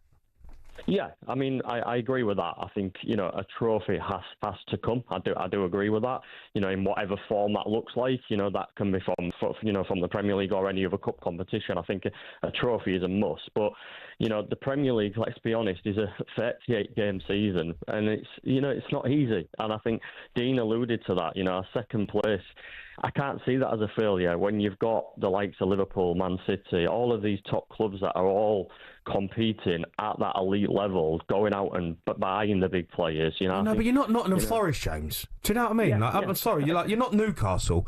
Arsenal have won plenty of Premier League titles, right? They know how to get it done, right? Yeah. There has to come a point where second isn't good enough. Yeah, I get that. But I think if you look at the Newcastles and Nottingham Forest, that gap is getting bridged massively. These clubs are starting to perform on a regular basis now, season by season. So therefore, you've got 6-7 teams that are all competing, for that kind of spot. And like Dean mentioned, Liverpool only lost 2 games, all season. It wasn't that Arsenal did a massive amount wrong. I think, for me, the striker makes a difference. And I think that is the thing. I think you look at some of the games Arsenal had last season, it was the kind of 1-1s, 2-2s, them draws. A striker for me gets them wins for you, and that's where them points then come to take you over that line. But I don't think like I say, second place can be seen. Okay, here's a question for you, James. If you don't win anything next season, but you don't win nothing, right? Trophyless again, but you finish second. Does Arteta keep his job? No, I don't think he does. I think this. Well, then it's classed as his failure. Well, let's have a look what they can win then, right? So the Champions League, they run into PSG and got knocked out by PSG, right? That's not a crime. No, so then the FA Cup, I agree with that, League Cup. Yeah, that's what I mean. You've got to pick one of them up. You've got to pick one of them up, haven't you? For me, I think the problem was last season is they went all eggs in one basket a little bit with it. The Champions League kind of forgot about everything else. They beat Real Madrid, and I think hopes were quite high. Good trophy that. Good trophy beating Real Madrid trophy. Good trophy. Yeah. but I mean, look, they've signed some decent players. I think they've filled the gaps with the depth side of things. I think Norgard coming in replaces kind of Jorginho. You've got Zubamendi, who is that 6 that they needed. I think they've got the depth that they now need. I think the striker is the one. Get the striker in, and I think a trophy will come next season. You've got a good goalkeeper, 2 great centre halves. With Ben White as well. Yeah. You've got good full-backs. The midfield, you've got a very good Rice, Partey. You've got, there's Partey's gone. Has he gone now, Partey? Yeah, Partey's gone, yeah. Has he? Yeah. So they've got Havertz in there. Who else is in there? Well, Zubamendi, Odegaard. Jorginho's gone, hasn't he? Yeah, but they've got Norgard. So when the players you name in, they've got a great side. Great team. They've got to win the league. Simple as. Second ain't good enough. He just said it. He just confirmed my argument. He said if they don't win anything and finish second, Arteta gets a sack. Yeah, he didn't say if they finish second. He said if they don't win a trophy and finish second, they should sack him. So if they won the FA Cup and come second in the league, you think that was all right? I think you might get away with that. Well, I mean, I don't know. Carabao Cup and second, you ain't no. This is a tough league. Spurs. No, they've got to win the league. Spurs and Man United 17th and 15th in the league. You've got to win the league. Yeah, Arsenal but got to win the league. you're not running into like, it's not like being in the Portuguese league where you run into a team you beat 5-0 and then next week you win 6-0. Every week, if you're not at the races in the Premier League, you drop points. And Liverpool, well done. And I'm not saying it because I played for them. They only lost 2 games and they won the league. Yeah. All right, we're going to turn our attention to the boxing. Usyk, now widely considered an all-time great. So why is he squaring up to social media star Jake Paul after the fight? We're going to discuss that next.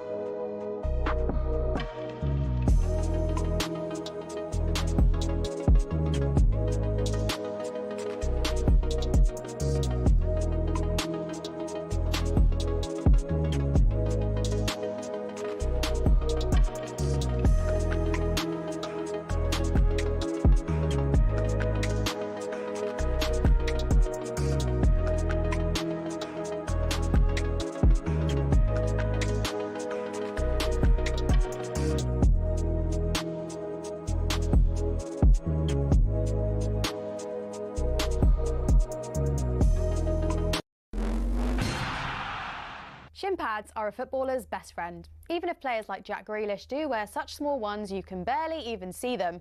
But what's the story with shin pads, and are there actually any rules on how big they should be?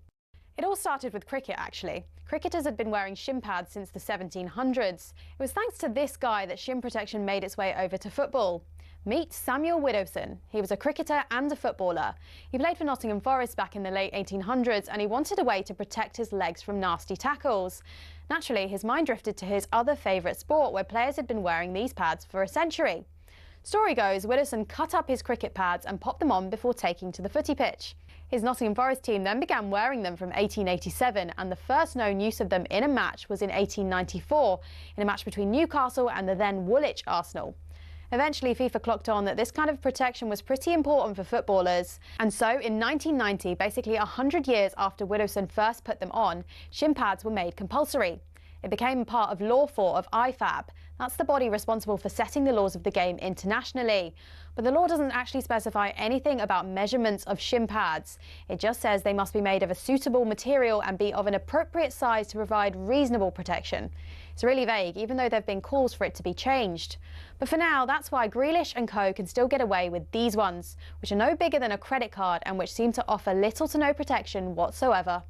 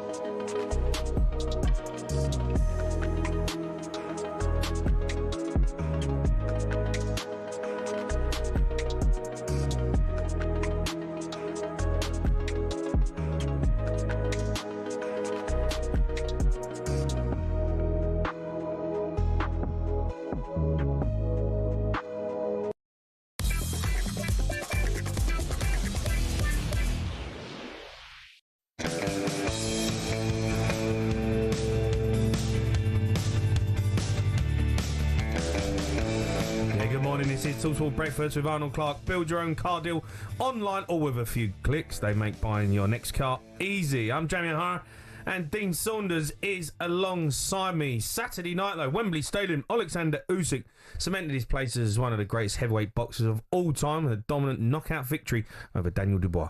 It's a new dawn. talkSPORT, the home of boxing. It's a new day. The biggest prize in sport. It's a new life. Champion versus champion. And I'm feeling good. Let the battle begin. Starting to open here from Dubois. It looks as though it might be. His bottom lip is looking swollen. Great shot from Usyk, left hand again. And the crowd respond. He's down. Dubois down. But he's landed a huge left hand again. He's down once more. And I think it's going to be all over this time. Dubois is at the count of 8, 9, and the fight is over. Perfection. The greatest fighter of our generation has to be. Alexander.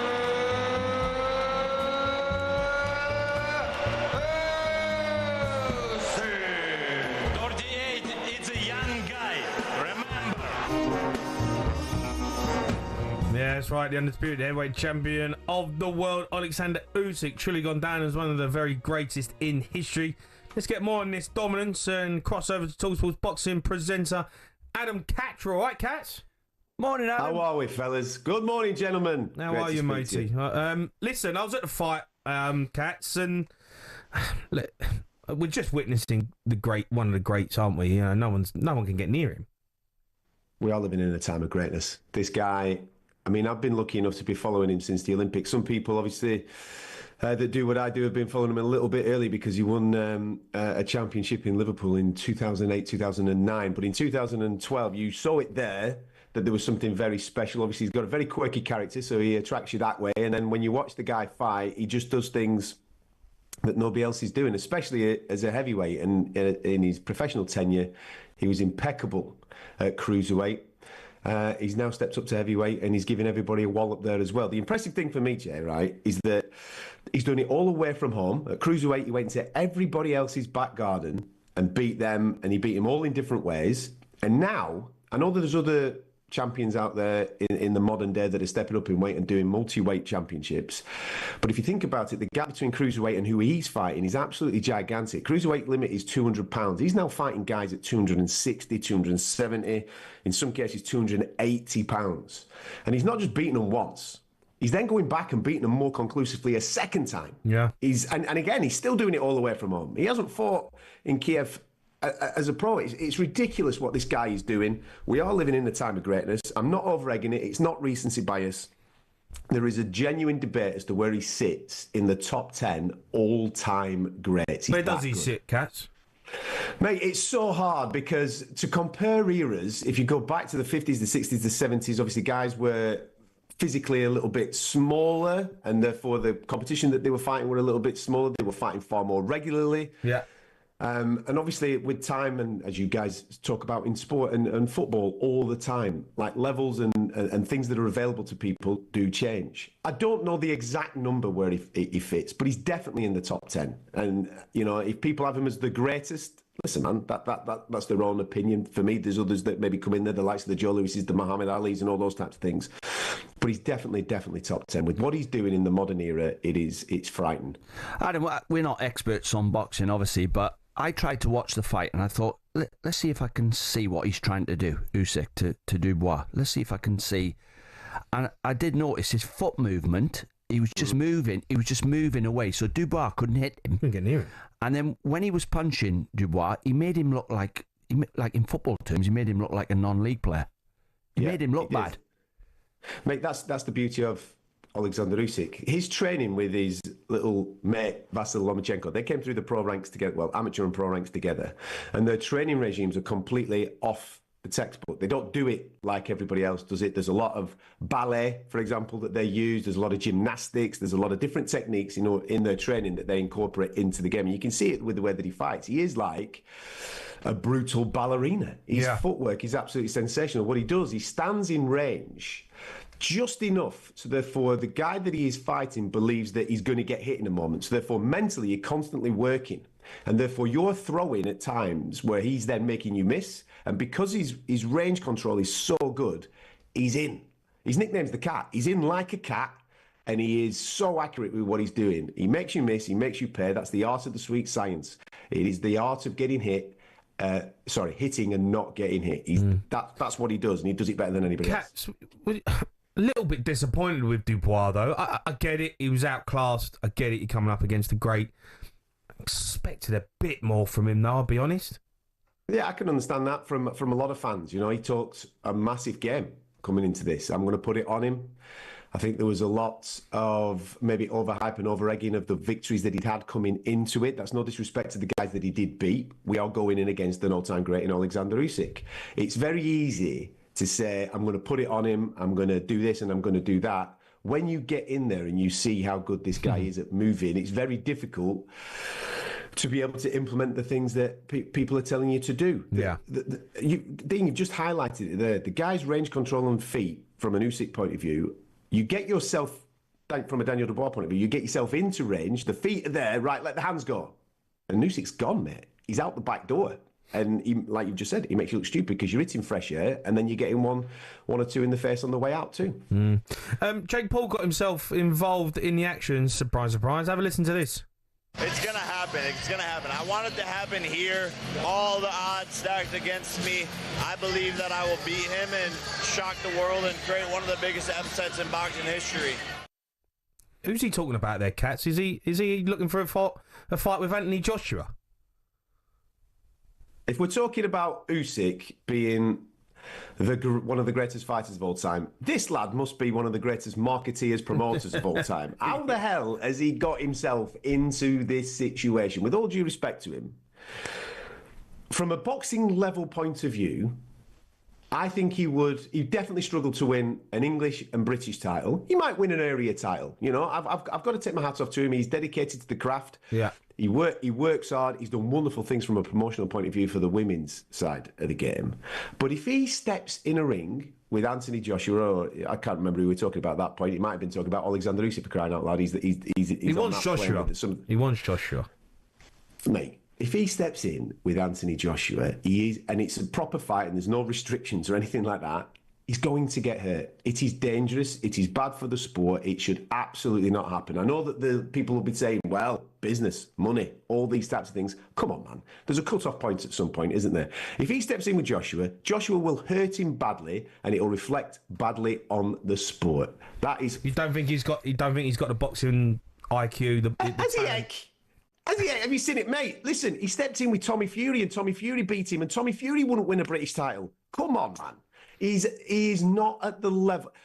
Listen, I know that people are down on Anthony Joshua, but we're talking about an Olympic gold medalist and two-time unified heavyweight champion of the world.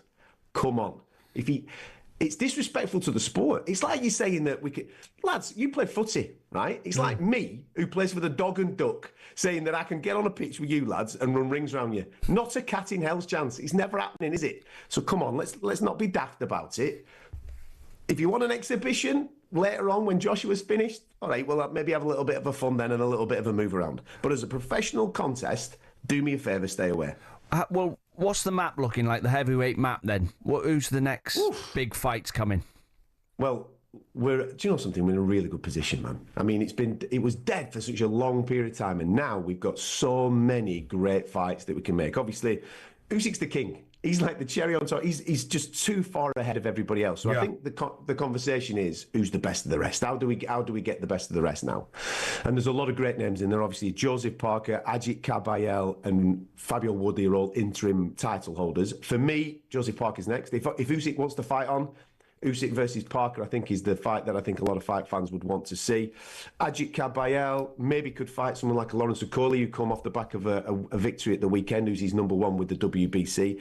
We've got in August, I don't know if you guys have heard of Moses Atama, but Moses Atama is a young guy coming through who's definitely, eye test, when you look at him, he's going to be the next big thing. He's got a big fight against Dillian Whyte. He wants Usyk Atama at some point, right? Come on, again, Jay. That's too quick. He's I think he's just turned 20.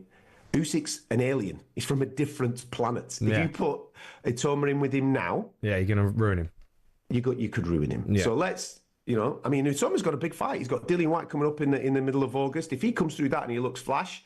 I'm a big fan of not keeping the reins on people too much. It's like that Wayne Rooney syndrome. If you're good enough, you're old enough. Get him in there. Let's get this thing cracking. But there's incremental challenges that you do along the way before you go and take on a generational great. Yeah. So listen, we're in a good place. Heavyweight's on fire right now. It really is. Catch you a star, matey. Thanks, guys. Take care. Have a great day. Adam Catterall there, Talk Sports, man in the know with boxing. Right, still to come on breakfast. Superstar Breakfast preview on talkSPORT with Travis Perkins. From excavators to skips or cement mixers to pressure washers, Travis Perkins Hire has all your landscaping needs covered. Yeah, we just talked about Usyk and his greatness. Don't forget Scheffler's complete domination at the Open Championship too. So we're going to chat about whether domination in sport is a good thing.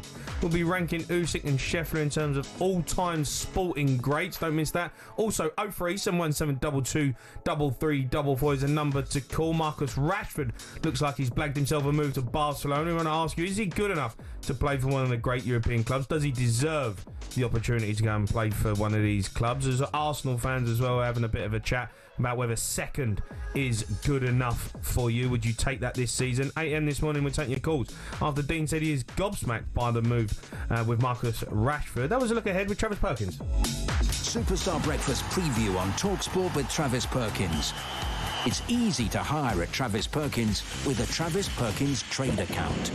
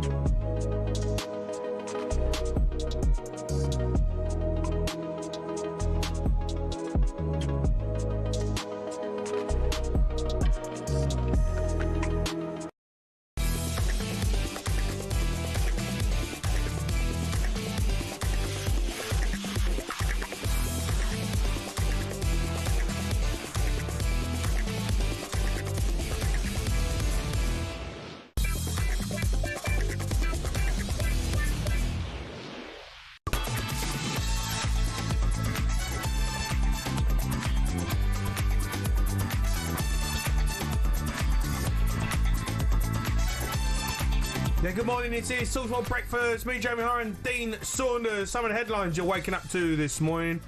Friends were tonight rallying around footy hero Paul Gascoigne after he was rushed to hospital. The Spurs and England great was found semi-conscious by a pal on Friday evening in his bedroom at his home in Dorset. Paul Pogba has reacted to Marcus Rashford joining Barcelona by saying it's crazy. But I'm happy for him because United took his number off him. Manchester United are losing a great player, unlucky for them. And Rory McIlroy started his year at the majors by completing the Grand Slam at the Masters. Ended it in a tie for 10th at the Open. But he says he feels like he's getting back to his best. Yeah, I do. But I also had the 3 wins when Scottie wasn't quite on his game. So, yeah, he's, but I do. I feel good. I feel like being back in Europe for a bit was a nice reset. I feel like I'm getting back to where I want to be, and we've still got a lot of golf left this year. Obviously, Ryder Cup being the big one in there in September, and I don't want to play too much leading up to that because I want to be fresh. So I'm looking forward to a few weeks off here, and I'll reflect on what's been already a good year, and start to get myself ready for that run up to the Ryder Cup. What a player! I watched his documentary. Have you watched it? Rory's? Yeah. I watched a few of his things. I don't know. Where he's chipping balls into the washing machine on TV and it shows him as a kid. He's crying when his dad's giving him a present. And but, I mean... For me, give me Rory McIlroy every day of the week over anyone in the world of golf. Scottie Scheffler. Forget how long he's been playing as well. He's been at the top for 20 years. Yeah. It's ridiculous. What a player. Yeah, he's unbelievable. He just looks as it's hard to say this, but when they're playing together, it just looks as if Rory's more liable to make a mistake than Scheffler. Yeah, but I think that's what makes him more exciting. He hits everything he's as relatable hard as he can. Yeah. I mean, they're both unbelievable, but Scheffler's just like almost robotic. It's like boring golf. It's like just straight pin eye every time. Doesn't miss a fairway. Rory will scatter it. You see him coming out of bunkers, making up and downs and chipping in, or hitting a drive 400 yards. I just find Rory so much more exciting to watch. But it must be frustrating for him because Scottie Scheffler's on another planet, and Rory McIlroy must think he's the best player in the world. On his day, he probably is, but Scottie Scheffler's just been like, no, I am. If they played each other tomorrow, match play, 4 days, who do you think would win? Scottie Scheffler. Yeah. He don't make mistakes. Different match play though.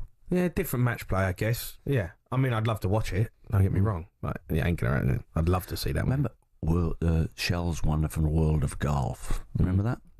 The old games where it was like Sam Snead against Jack Nicklaus. Yeah. At Pebble Beach. Remember all them? They do still play. I still watch them. Yeah, I still watch them. They're on Sky, aren't they? They do the old throwback games, don't they? They're brilliant to watch. Yeah. Great. And they used to play like for I watched the Faldo one. I watched Nick Faldo. I was watching him on Sky the other day, Nick Faldo. Honestly, mate, he got loads of stick back in the day. But people used to slaughter him. They used to call him boring, like Scheffler. Yeah, Nasty Nick, they used to call him. I couldn't believe it. He's unbelievable, he was at golf. He's got the hump, hasn't he, with Scheffler?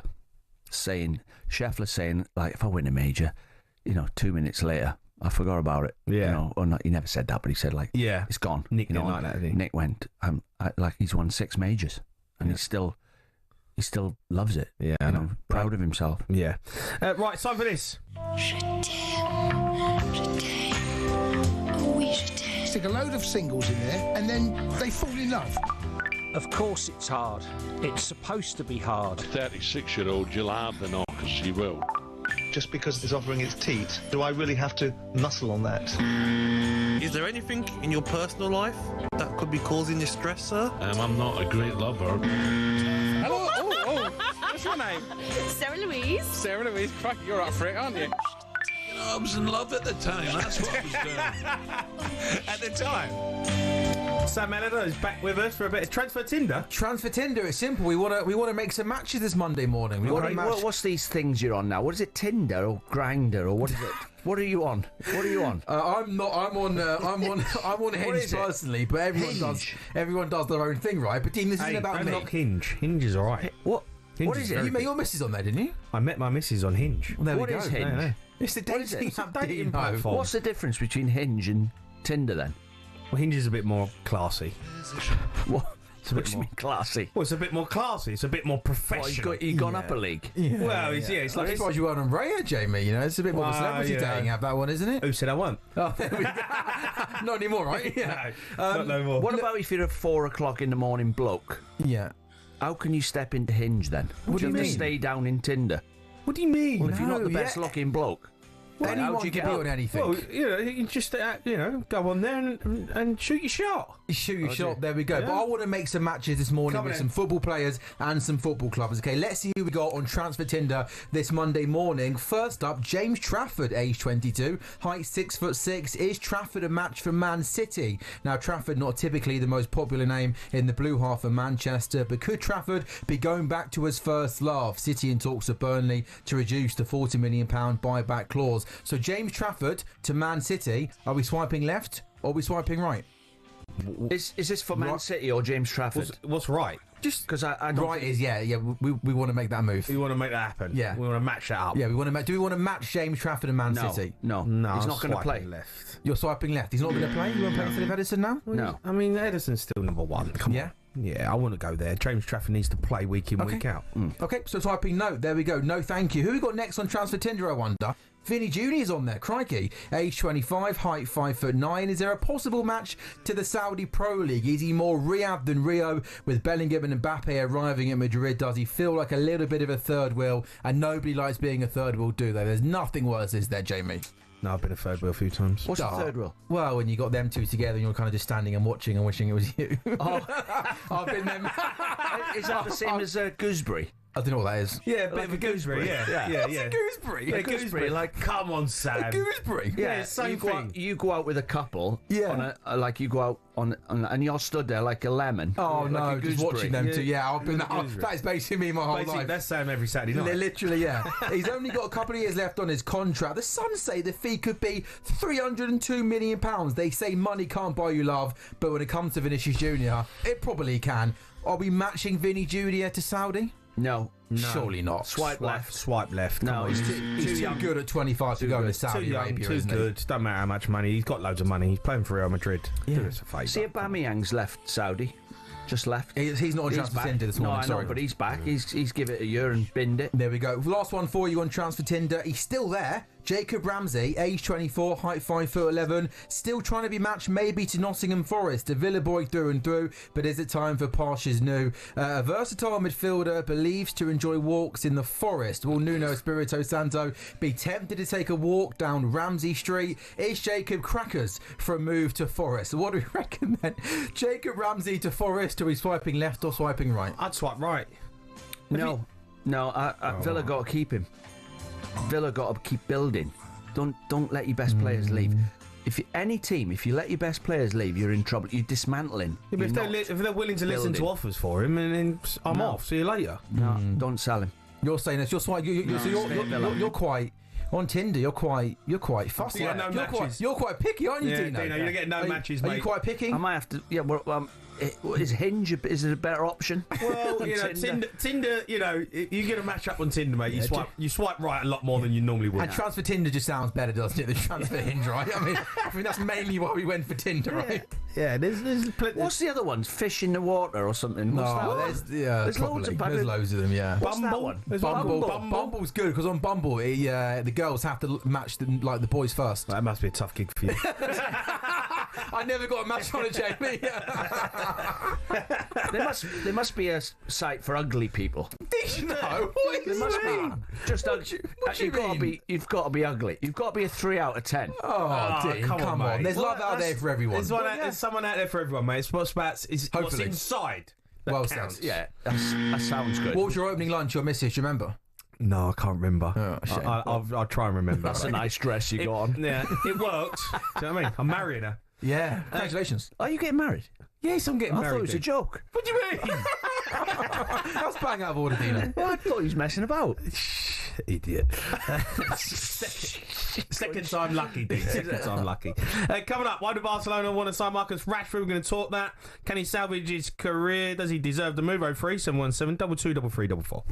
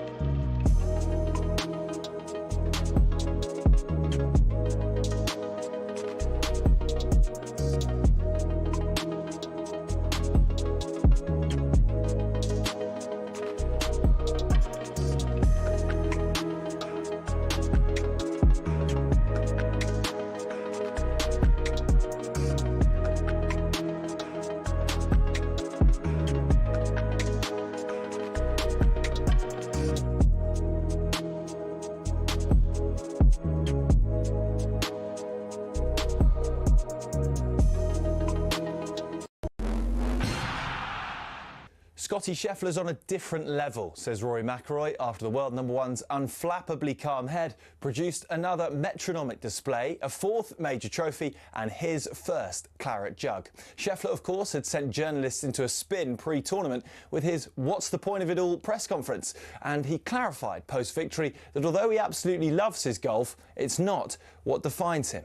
I've worked since I was 2 or 3 years old to have a chance to play professional golf for a living. I'm so grateful to be able to live out my dreams. But, you know, like I said, my faith in my family is what's most important to me. And I try to live as normal a life as possible because I feel like a normal guy. I have the same friends I had growing up. I don't think that I'm anything special just because, you know, some weeks I'm better at shooting a lower score than other guys are. You wonder if that mentality is what gives him the edge. To Switzerland now, and Lucy Bronze says it's sad that in this day and age, racial abuse still happens towards footballers. Jess Carter announced yesterday she would be coming off social media because of the messages she's received during the Euros. Bronze explained why the Lionesses will now no longer take the knee ahead of kickoff. I think it was just the fact that we feel, as a collective, is the message as strong as it used to be? Because to us it feels like it's not, if these things are still happening to our players in the biggest tournaments of their lives. So yeah, it's about putting another statement out there to say, you know, it's something that still is a problem. It's talkSPORT's understanding Benjamin Sesko has returned to Manchester United's shortlist. It's thought Nicholas Jackson and Ollie Watkins are also being considered.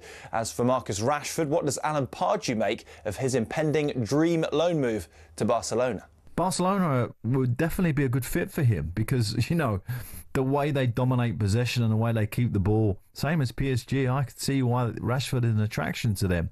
His defensive work wouldn't be... There'll be less odors to him defensively at these teams, absolutely. Right? And Blair Kinghorn will return from injury for the Lions tomorrow, starting at fullback with Gary Ringrose on the bench. Owen Farrell will start at 12 and skipper the side against First Nations and Pacifica 15. And you can hear it live and exclusively on talkSPORT tomorrow from 11 a.m.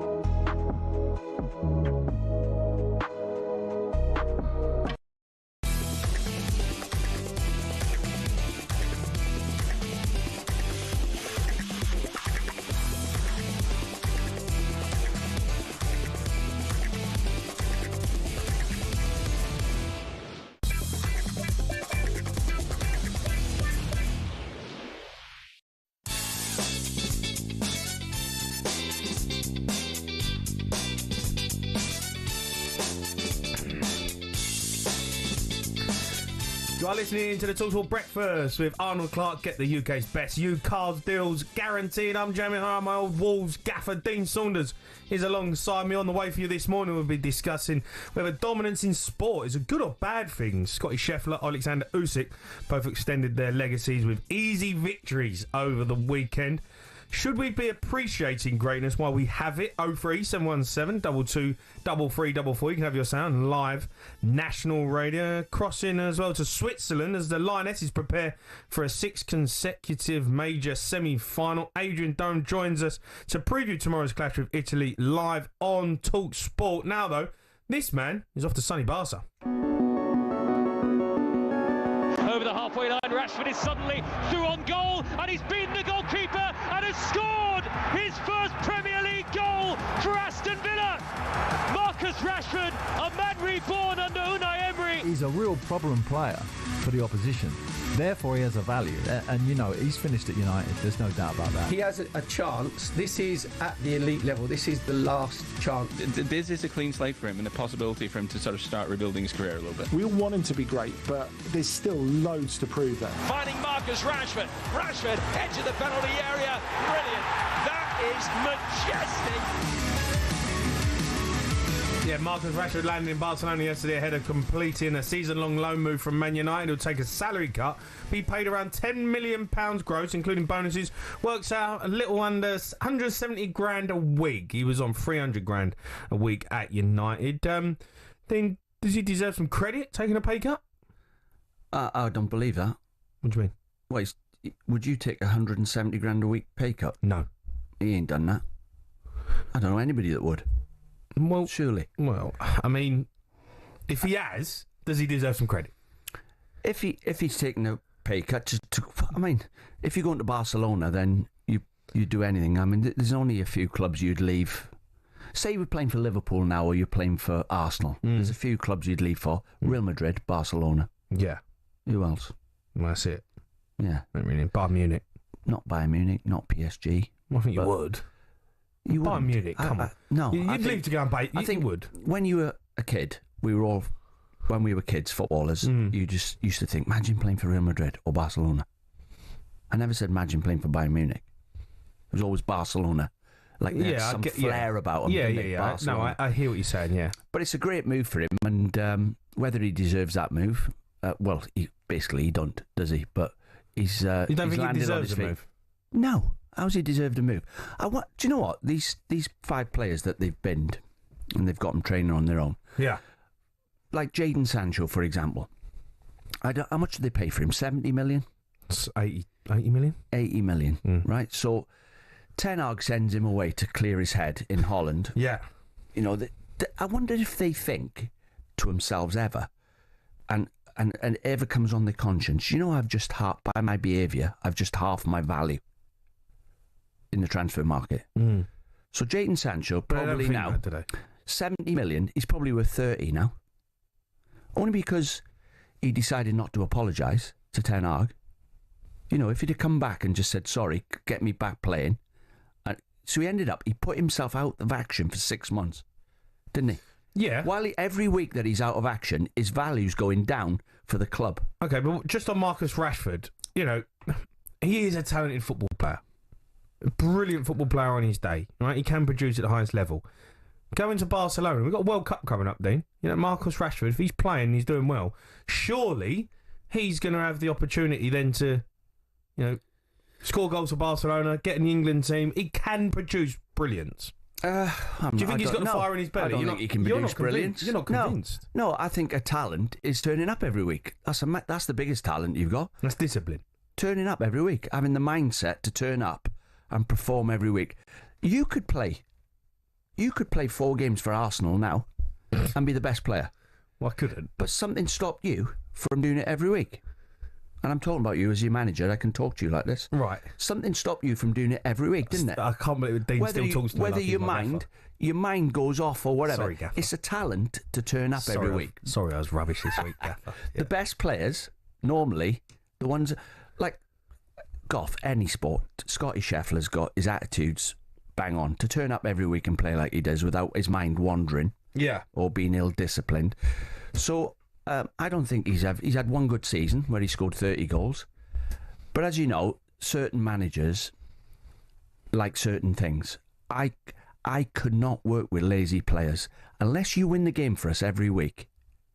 If you're winning the game every week, the rest of the group will accept it. Well, I can understand why. I don't think he'll go to Barcelona and be lazy, though, because I don't think it'll be accepted. I think the mentality at Man United was that it was accepted. There's a mentality problem at Manchester United with weak players, weak-minded players, and it was a disease that had got into that club and has been there, and they can't get rid of it, right? You see, every manager they get comes in and have the same problems, right? 100%. I don't think that's going to be allowed. That's not allowed at Barcelona. The fans will have you out there in 5 minutes. He ain't going to be allowed to be lazy. It's their own fault, because can you remember 5 years ago, we're sitting here saying Man United are in trouble. Just after Ollie took the job, remember, they were on the back page for the wrong reasons. Mourinho's arguing with Pogba every day on the back page of the paper. Something's going on. Man United used to be on the back page for football reasons. Yeah. It's now discipline things coming up. It started then. And then Ollie takes over and sort of has to make friends with the players to keep them on side. So then player power. Yeah, you can't tell people off. You can't. You can't. And then all of a sudden, like you just said, you hit a nail on the head. A lazy culture is like a rotten disease through the club. Unless you cut it out early, it spreads. Yeah. And it spread and spread and spread. And every manager struggled to get rid of it because the players are earning that much money. You can't fall out with two of them. No. You can fall out with one. You fall out with two of them. You walk around the dressing room and go, "You not trying hard enough. You. They just turn against you. Go round your back. I think it's and get you changed. sacked. I remember Harry Redknapp walking into the dressing room, got everyone in, and he went through every single player in the dressing room, dug every single one of them out, took it on the chin. I don't think you can do that anymore.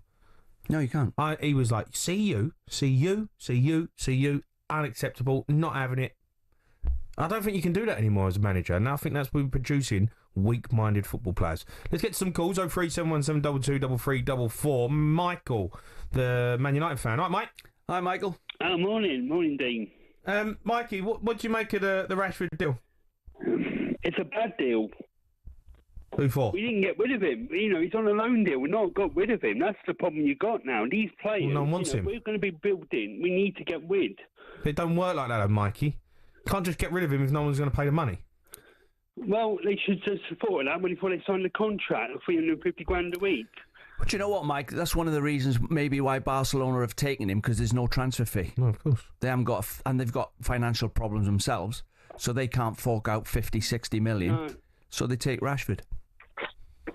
Big wages. It's still a bad deal. What do you think, Dean? Do you think it's a bad deal in the sense that we're not getting rid of these I think it's a great deal for Barcelona. I think it's a great deal for Marcus Rashford. It's not for United, but meant to be. Yeah, but you get him off the wage bill. You've took his number off him, and he is still an asset to your football club. If he goes to Barcelona and scores 30 goals, well, he's now worth 60, 70 million again, no? So that's good for Manchester United. There's no point in him sitting there doing nothing. So it's a good deal for everyone. Yeah, but it's like the problem you got though, like you said, mentality. That's going to have to change now, because otherwise they're all going to be under the microscope. Jim Mack, Well, Ruben Amorim's trying to change it, isn't he? He's told Garnacho he can go. Rashford's gone. The problem. You look at the higher board. Look what he's got rid of under Jim Mack since he got in. And he's got all those Brailsford. He's gone now, and you look and go, hang on a minute. Is he an easy guy to work for? They're watching the microscope now, players and top brass. All right, Mike, I'm going to let you go. I want to go to Charlie. He's a Spurs fan. All right, Charlie. Hi, Charlie. Hi, guys. Hi, Jamie. Hi, Dean. Hi. Charlie, thanks for coming on. We'll talk about Rashford? Yeah, Rashford. Yeah, I just feel like he has not earned that move to Barcelona. To be able to play for Barcelona, Real Madrid club, you need to have earned it, and he hasn't. I think that's what's sort of getting a lot of people's backs up at the moment. A lot of the people that played with Rashford, players like Anthony Martial, Jesse Lingard, is in South Korea and Greece. But Rashford has ended up at Barcelona somehow. I just don't understand it. He's been a young. He's not young anymore, but I think he's been talked about as a young sensation at Man United for a long time. Yeah. He's lost his way there. Hey, he's not on his own, by the way. There's a lot of players at Man United have let the club down. As simple as that. Yeah. Let the club. You play for Man United. In my era, Man United were the biggest club. If you played for Man United, you've got to be the best player in the world in your position with the best attitude. All the Man United players used to have, number one, Gary Neville, Giggs, Beckham, Scholes, Keane, Ince, the defenders, Ferdinand, Vidic, they all had the best attitude as well as talent. No. That come first. Don't know what's happened. But they've let the club down, really. Yeah, I think what's happened with United is all of those players were captains and they all left at once. Ferdinand, Vidic, Evra, Rooney, all kind of finished at the same time, and it just left the club. Well, obviously Ferguson left as well. Yeah. Left it in disarray, but I just feel like there's wingers in the league that should be playing for Barcelona other than Rashford plays at Eberici. I don't really get the hype around Rashford. I get it, like he probably doesn't deserve a move to Barcelona, but hold on a minute, guys, right? Give him a chance, right? He is England. He's had a chance, Jamie. Okay, but no football fans in general, and I'm sure there's people listening out there that are going to agree with me. Football fans cannot stand players who are lazy. No, I know. But if they're really skillful and talented, he wasn't lazy at Aston Villa though. He got injured at Aston Villa. I thought he'd done well at Aston Villa. And he's not on his own. I think he lost his way at Manchester United. Right? I thought when he went to Aston Villa, I thought he looked decent. He looked sharp. You know, we need him, Rashford. We got World Cup coming up. He could be electric for England. He could be a top player for England. There's your answer. He could be. You don't know how he's going to play. I go to bed Friday night and I don't know how he's going to play. Okay, but you ain't Hansi Flick. Let Hansi Flick sort that out and figure that out. And if he ain't good enough, then he ain't good enough. And then we all know. It makes you wonder what he's seen. Let's get behind the lad. What do you mean? What do you mean get behind him? He's had years. We've had years to get behind him. He's let the club down 5 years. He's had one good season. So, in my opinion, let the club down. Not on his own. There's a queue. He's not on his own. In fact, I'd send a bus to Old Trafford and take them all to the airport, near enough all of them, and put them on a plane as quick as you can and start again. Do what Ajax do. Start again. Couldn't do any worse than 5th. What did they finish? 15th? Yeah. Were they? 15th in the league. Can't do any worse. You put the youth team in. The youth team. Wouldn't they? I know, I hear you, but I'm getting behind Rashford. We need him for the World Cup. If he produces what about Barcelona, Sancho? Are you not behind him then as well? Well, I think he's got the ability. I don't think he's got Rashford's ability. I think Rashford's a better player. I think Rashford's got more about him. I've seen Sancho playing for Dortmund, ripping every defence apart for a spell, coming inside, bending them in the top corner, assists, cutbacks, dinking balls to the back post. All right, ain't seen it anymore. Coming up, we're going to look at Liverpool. We're going to spend even more money and sign Ekitike from Frankfurt. It could be about £80 million. Are they heavy favourites to win the title? We're going to discuss that next.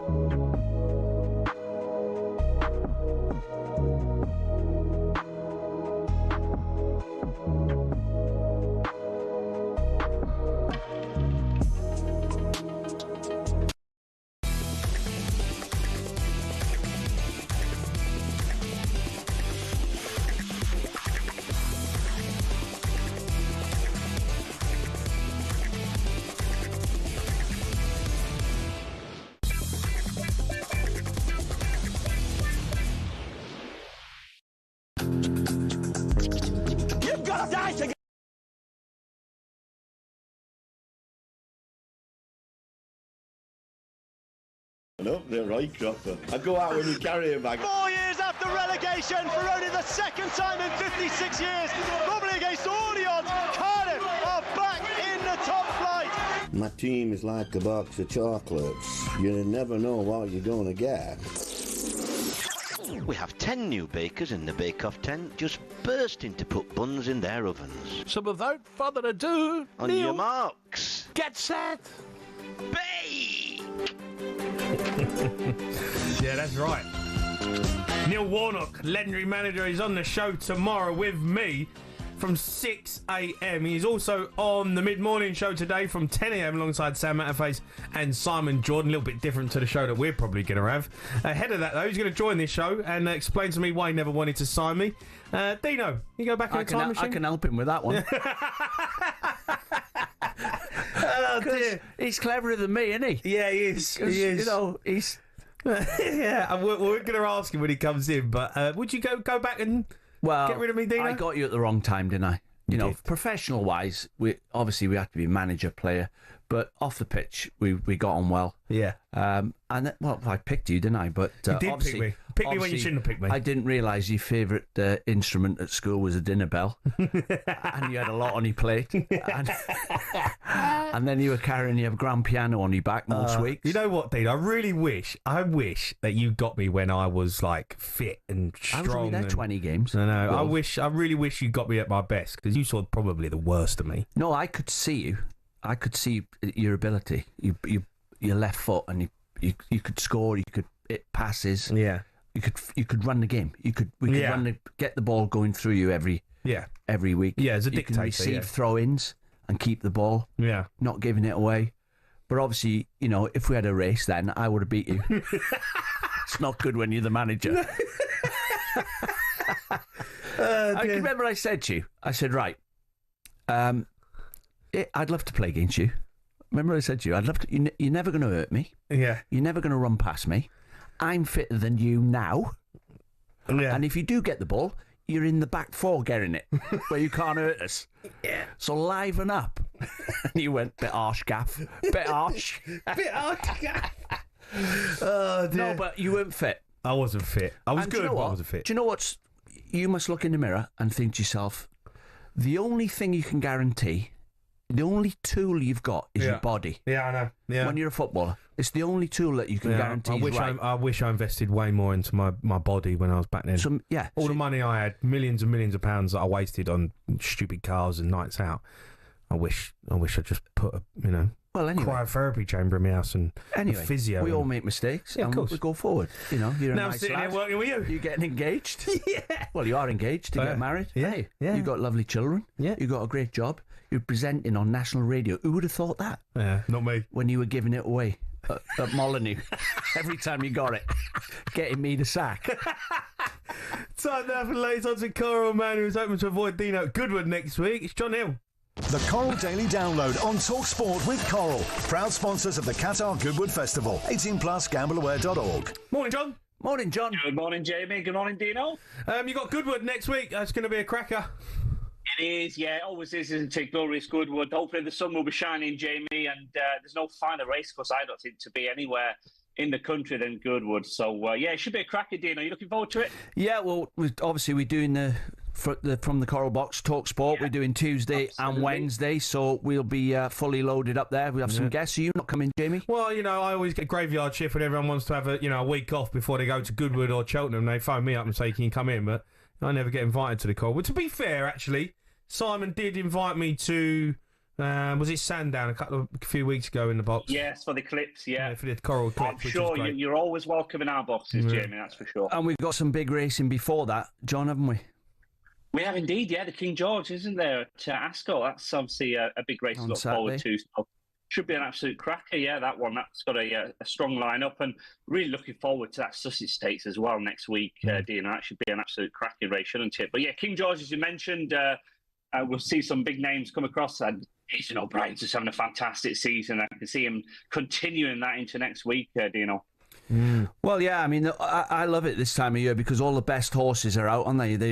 There's big races, They're big at their prize peak as money. well, aren't they? Absolutely, they're at their peak. You know, there's no excuses. They've had a run, at least a couple of runs into them, most of them, and we know how good the 3-year-olds are at this stage. We start seeing them against the older horses. So you're right, it is a good stage of the season. This, John, let's talk about some Premier League outrights for next season. Yeah. We're seeing obviously teams do business. Arsenal, we've been talking about them winning it. Who are the favourites? Liverpool, I'm guessing, right? Yeah, it is Liverpool. Yeah, look, Liverpool have strengthened as well, haven't they? There's no doubt about that. They're 2-1 to defend that crown, but it's very congested, Jamie. You look at the next best Arsenal, they're 12-5, so not far behind Liverpool. And then Manchester City, who'd have thought it, they're 3-1, third best of those three teams. But the team that we've seen plenty of money for the last week or so are Chelsea, after that World Club triumph against PSG. They were outstanding in that game, weren't they, Jamie? Absolutely blew the European champions away. So they're 8-1 from 12-1. Chelsea, they're big movers. So putting you both on the spot here, of those prices I've just said, which of those prices would stand out for you? Well, I think what you just said there, John, I think this tournament in the summer, the only team to do well out of it are Chelsea. Out of every team, I think the only benefit... The manager, Maresca's had another 5 or 6 games to... They've got 125 million. He's had them games to blend the team and get rid of a few, get a few in. They're playing better. You're nearly able to name the Chelsea team now. Yeah. And I think they'll start the season, and after 6 games, I think Chelsea will be top of the league. Really? Interesting. Oh, okay. Whether they can last the season, I think they'll come out of the traps though, because of what they've just done. Okay. Yeah. Interesting. And Jamie, just one for you. Spurs 4-1 for a top 4 finish this season. Is that a bit of a stretch for you, or can you see Spurs finally, competing for Champions League spaces again? I think we can get 5th, and whether that gets you Champions League, we'll see. Right, with the coefficiency, I think there's 4 better teams than us. I think when you look at Liverpool, Arsenal, Man City, and then probably you take. You know about Spurs? Yeah, Spurs. They finished 17th last year. Yeah, I know. How are you going to get from 17th to 4th? Well, because we signed Kudus. That's it. We've got a new manager. Well, he didn't do very well at West Ham, did he? And we're Spurs. What you know what I mean? We're European champions. He's getting carried away, John, isn't he? He is, but you can't be optimistic. John, Spurs are back, matey. Don't you worry, mate. We'll finish 5th. We'll win a trophy. It's just standard now. Standard. Oh, brilliant. Love it. John, you're a star, mate. Thank you. Thanks, John. Cheers, boys. Have a good one. All right, that was a look at the latest odds. All thanks to Coral 18+, begamblewed.org. Coming up, we turn our attention back to Scottie Scheffler, dominating at the Open. Is domination good for the sport? Did he make it a bit boring? That's next. The Coral Daily Download on talkSPORT with Coral. Proud sponsors of the Qatar Goodwood Festival. 18+, gambleware.org.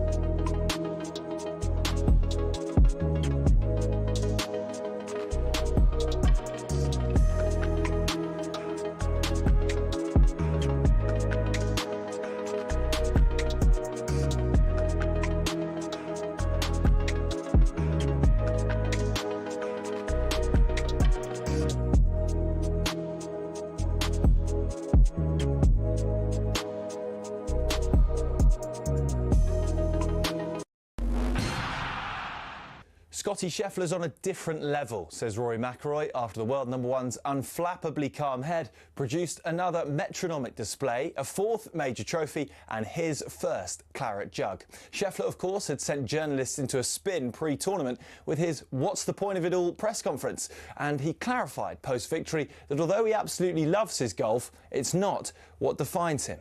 I've worked since I was 2 or 3 years old to have a chance to play professional golf for a living. I'm so grateful to be able to live out my dreams.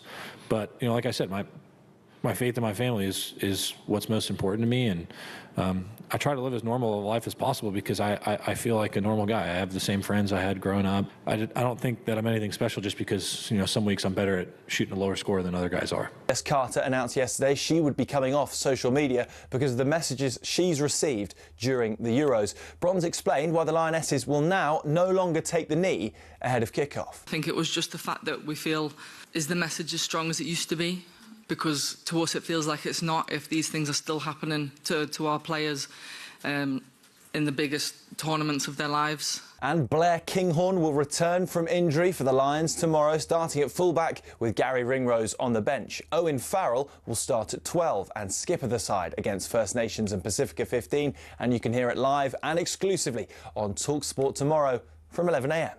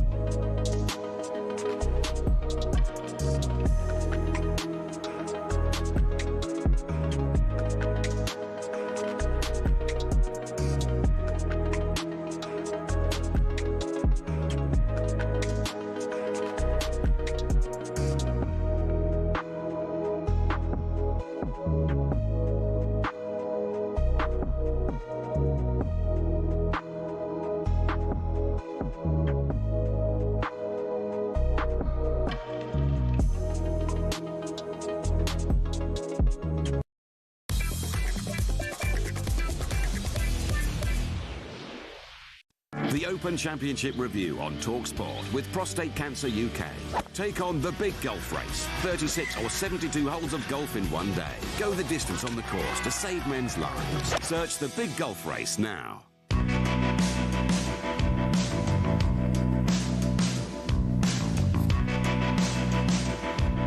This is talkSPORT Breakfast with Arnold Clark at Buy a Car and opt-in to Arnold Clark Rewards to enjoy access to great giveaways and everyday perks. I'm Jamie O'Hara Dean Saunders alongside me now. Before we take a closer look at the brilliance of Scottie Scheffler, some very sad news reached us over the weekend. talkSPORT lost one of its most iconic voices, golf correspondent Bob Bubka. Radio is about voices, and there is no doubt when you heard Bob Bubka speak, it just grabbed you. But I've been coming to the Masters a long time, and I have not seen what I have witnessed here today. Shane Lowry steps up, bang, in the cup for a hole-in-one. Then along a couple of groups later, Davis Love, 52 years old, bang, in the hole for a hole-in-one. Wow. 3 hole-in-ones in the last hour here at the par 3 16. Just when you think you have seen it all. His distinctive American tones enthralled and entertained talkSPORT listeners for over 25 years. This is Bob Bubka with a special message for all you golf fans out there. The Ryder Cup is live right now on talkSPORT 2. His love of the game of golf shone through, coupled with a cheeky, almost rebellious element, made him not only a delight to listen to, but in my case, to work with, as he started out as a car salesman. But a few slots on American local radio led to expanding it to a full-time career. Bob was unashamedly biased when it came to Tiger Woods. In awe of his achievements, Tiger always seemed to search him out, to say hello. And now a moment that'll go down in history. Tiger Woods wins the 2019 Masters, and is he elated? This is an epic victory that will not be forgotten. But what he also loved was the interaction with talkSPORT listeners. And I know in the end, being part of the talkSPORT family was so important to him as he struggled with ill health. But even when physically frail, that voice never faltered. There was not a dry eye in the house. Both hit good drives. This Masters is underway. Covering the majors will never be the same without that extraordinary voice drawing us in to the magnificent sport of golf. Bob, we'll miss you. Yeah, talkSPORT's Rupert Bell there, paying tribute to the station's legendary voice of golf, Bob Bubka, sadly died at the age of 83. For more on Bob's life and career, head over to our website, talksport.com, where you'll find a wonderful piece by writer and golf reporter Sean O'Brien. Just quickly on Bob, I used to love speaking to Bob. You know, when I first started doing the station, doing Sports Bar with Cunningham, so we got Bob Bubka, and when you used to chat to him, he was just a breath of fresh air, and his voice was amazing. Yeah, and his stature in the game, I used to think, I can't believe I'm talking to Bob Bubka. Yeah. No, and like Eddie Jones, we'd sim. Yeah. Eddie Jones is a legend. And his voice is obviously one of them voices like Sid Waddell with the darts, Richie Beno with the cricket. You know, for me, he's the voice of golf. Yeah. And he's gone. And it's sad. Yeah. I'm sure Bob would have loved what unfolded at Port Rush yesterday. World number one, Scottie Scheffler, cruising to a 4-shot win. Let's look back on the Open Championship now in partnership with Prostate Cancer UK. Scheffler is on his way to greatness, having now won 4 majors and counting, with just the US Open left to complete the Grand Slam. However, despite constant success on the golf course, Scheffler has sparked major confusion with his comments that winning golf tournaments is not fulfilling. I would say my greatest priorities are my faith and my family. You know, those come first for me. Golf is third in that, in that order. And I've said it for a long time. Golf is not how I identify myself. I don't identify myself by winning tournaments. Right now, I'm the best player in the world. This week, I was the best player in the world. I'm sitting here with the trophy. We're going to start all over in Memphis. Back to even par. The show goes on, and it's hard to describe what it feels like because, I don't feel any different because I've won a golf tournament. This is not the be-all, end-all for me, but I'm extremely grateful for it. I mean, I have, kid you not, I have worked since I was 2 or 3 years old to have a chance to play professional golf for a living, and now I've been able to win tournaments that I just dreamed of playing in, and it's an amazing feeling, and I'm so grateful to be able to live out my dreams. But, like I said, my faith in my family is what's most important to me, and I try to live as normal a life as possible because I feel like a normal guy. I have the same friends I had growing up. I don't think that I'm anything special just because, some weeks I'm better at shooting a lower score than other guys are. To get more on this and say a very good morning to professional golfer Andrew Beef Johnston, who finished 8th in the 2016 Open. Morning, Beef. Morning, Beef. How you doing, guys? Yeah, good, mate, good. Look, just firstly, Scottie Scheffler, he's just on another level right now, isn't he?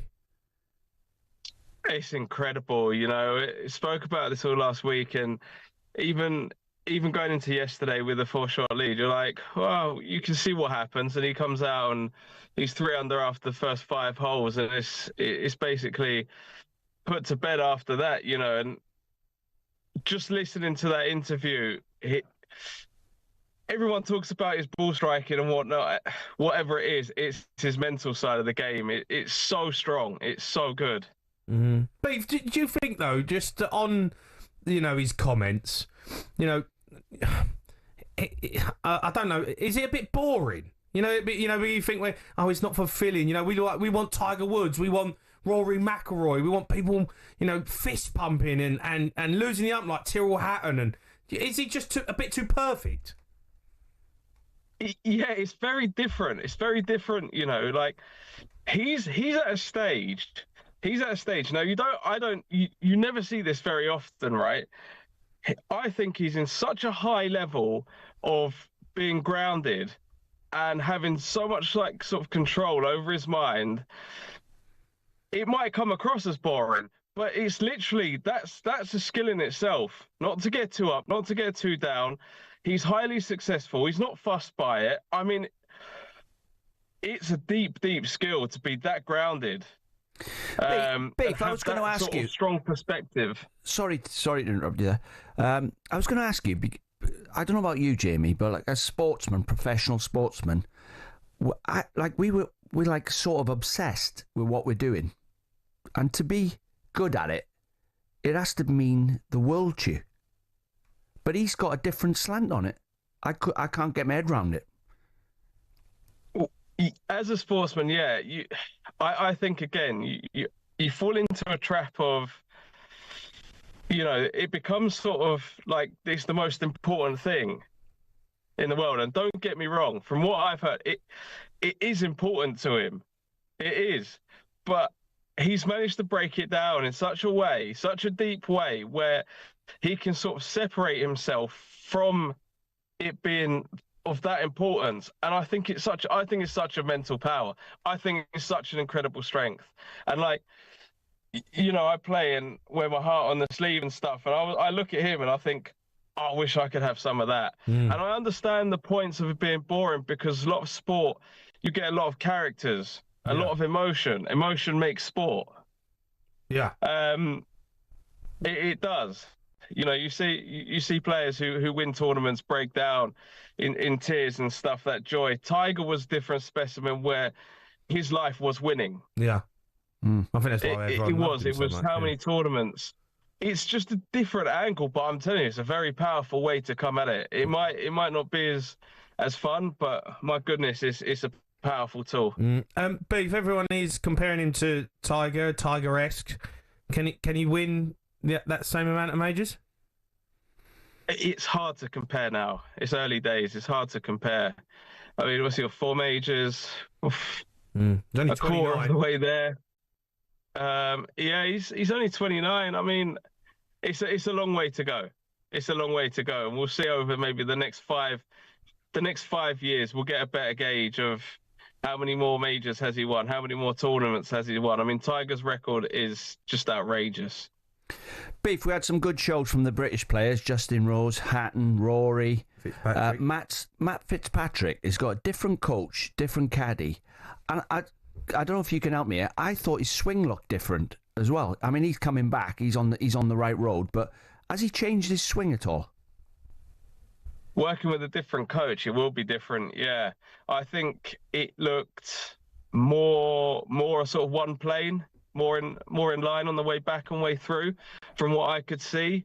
I thought he looked like he was swinging it. He was swinging it well, and I think like a few times early on under a bit of pressure, it may not be settled yet, but I think there's a lot of good signs for Matt for the future. And I think like the more he puts himself in them positions, gets comfortable, it can take a while. Once you change coach, it can take 6 months, it can take a year and a half.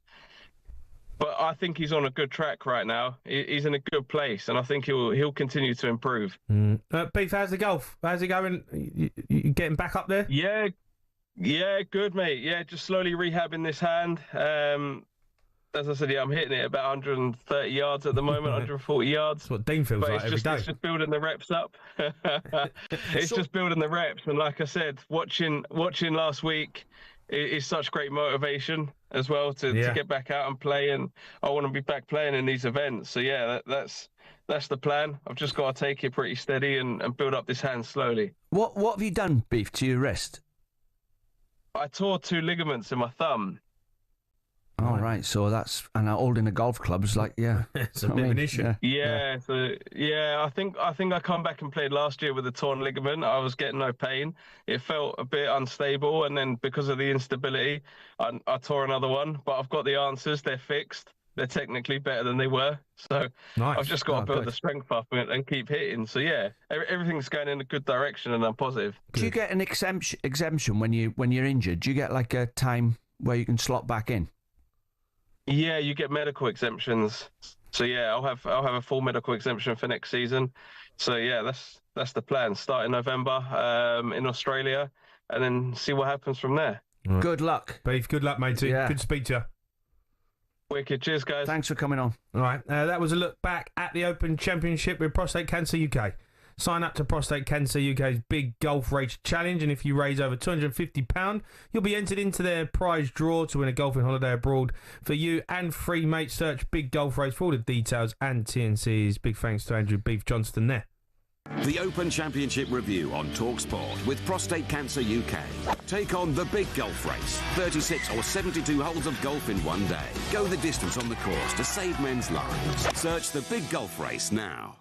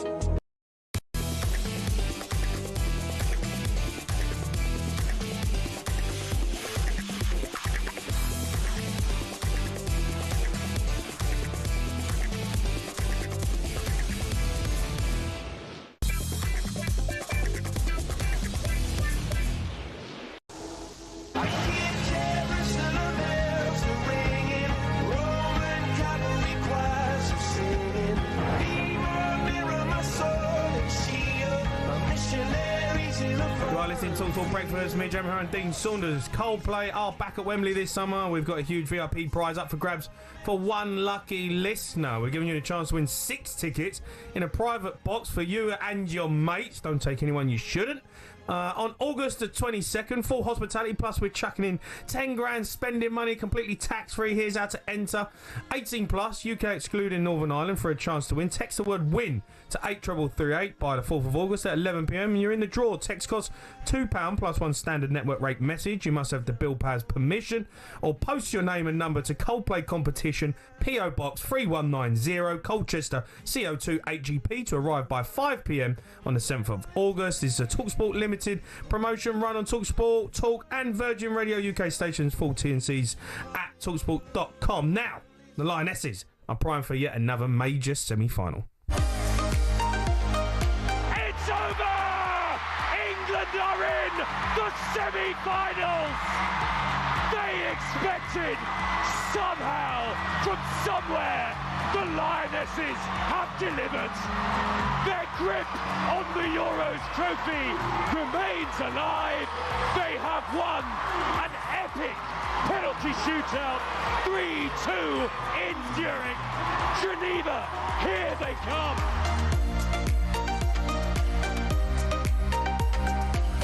It's now 12 years since the England women's team failed to reach a semi-final of a major tournament, and they're just 2 wins away from retaining the European Championship crown.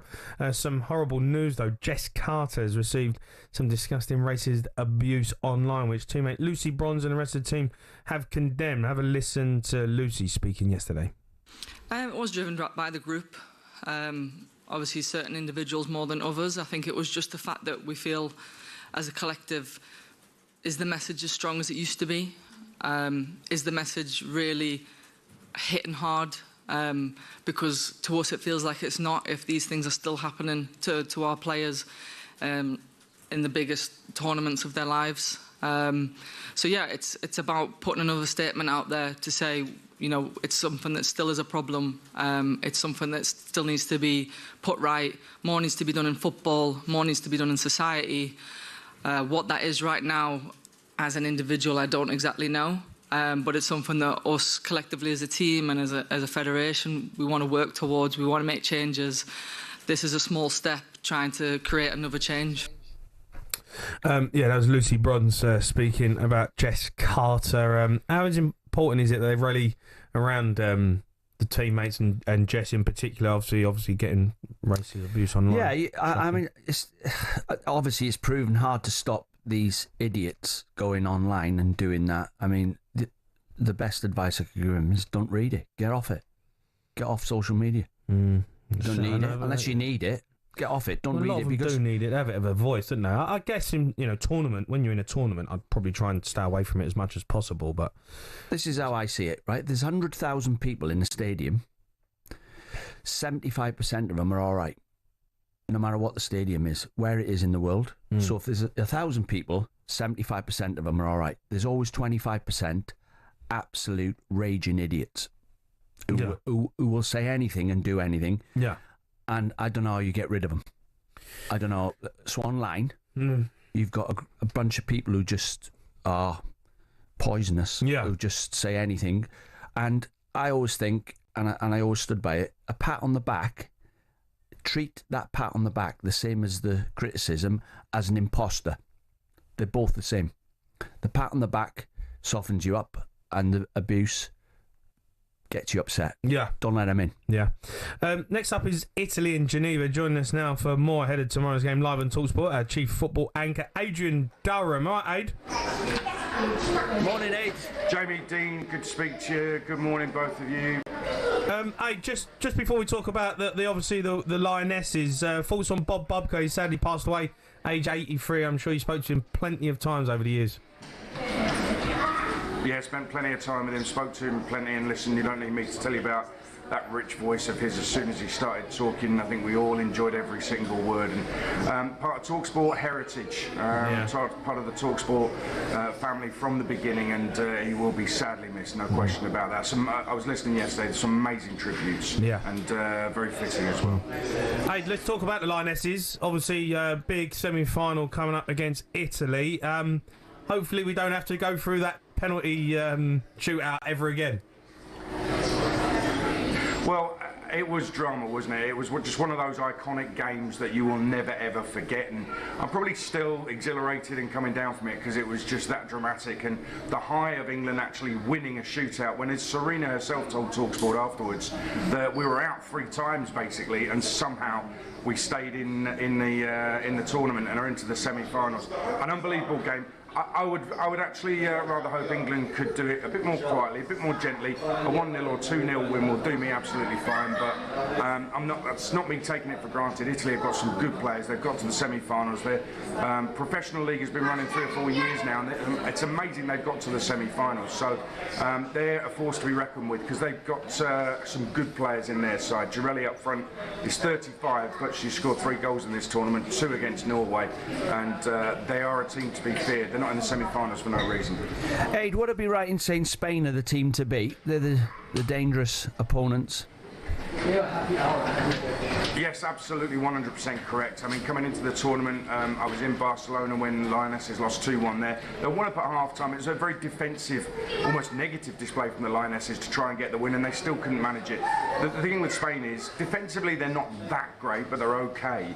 But they've got some players who can score goals in Proteus and Bonmati and Esther Gonzalez, and Pina is an absolute star of this tournament as well. So if one's having an off day, there's another one there to score the goals. Anyone who beats Spain, I reckon, is going to go on and win this tournament. So yes, they're the team to beat. They are the best team in it. And when I saw them beat Belgium 6-2, and when they did that, they were just unstoppable. I thought it's their tournament. It's theirs to lose.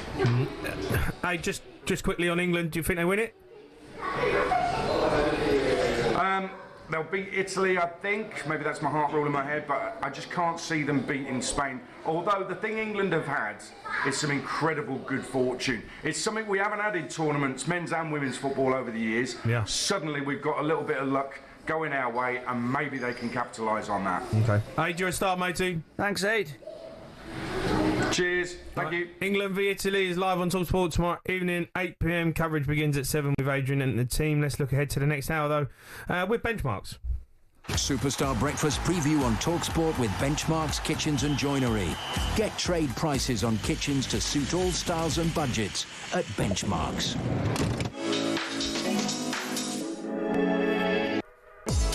Yeah, the phone lines are open for you this morning. 03717 22 3344. Gabrielle says that next season will be different for Arsenal and that the team is ready to reach new heights. James de Guna thinks second 3 times in a row is pretty good. You know, second place, I can't see that as a failure when you've got the likes of Liverpool, Man City, all of these top clubs. Can Mikel Arteta afford to go trophyless again? Arsenal fans, would you take second now? You can have your say on that. Plus, whether Scottie Scheffler, Alexander Usyk are making their respective sports a little bit boring. That was our breakfast preview with Benchmarks. Superstar Breakfast preview on talkSPORT with Benchmarks Kitchens and Joinery. All our Benchmarks kitchen doors come with a 5-year guarantee. Terms and conditions apply.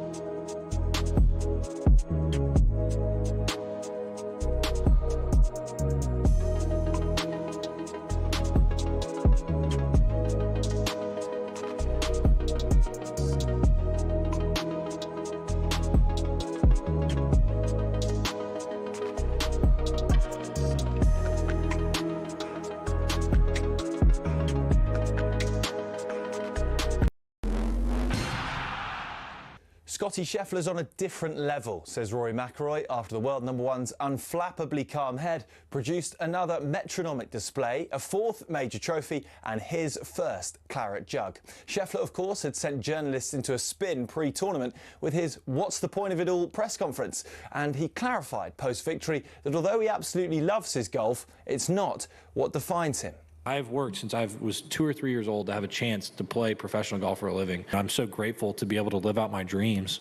But, you know, like I said, my faith in my family is what's most important to me. And I try to live as normal a life as possible because I feel like a normal guy. I have the same friends I had growing up. I don't think that I'm anything special just because, you know, some weeks I'm better at shooting a lower score than other guys are. You wonder if that mentality is what gives him the edge. To Switzerland now, and Lucy Bronze says it's sad that in this day and age, racial abuse still happens towards footballers. Jess Carter announced yesterday she would be coming off social media because of the messages she's received during the Euros. Bronze explained why the Lionesses will now no longer take the knee ahead of kickoff. I think it was just the fact that we feel, as a collective, is the message as strong as it used to be? Because to us it feels like it's not if these things are still happening to our players in the biggest tournaments of their lives. So yeah, it's about putting another statement out there to say, you know, it's something that still is a problem. It's talkSPORT's understanding Benjamin Sesko has returned to Manchester United's shortlist. It's thought Nicholas Jackson and Ollie Watkins are also being considered. As for Marcus Rashford, what does Alan Pardew make of his impending dream loan move to Barcelona? Barcelona would definitely be a good fit for him because, you know, the way they dominate possession and the way they keep the ball, same as PSG, I could see why Rashford is an attraction to them. His defensive work wouldn't be... There'll be less odour to him defensively at these teams, absolutely. Right? And Blair Kinghorn will return from injury for the Lions tomorrow, starting at fullback with Gary Ringrose on the bench. Owen Farrell will start at 12 and skipper the side against First Nations and Pacifica 15. And you can hear it live and exclusively on talkSPORT tomorrow from 11 a.m.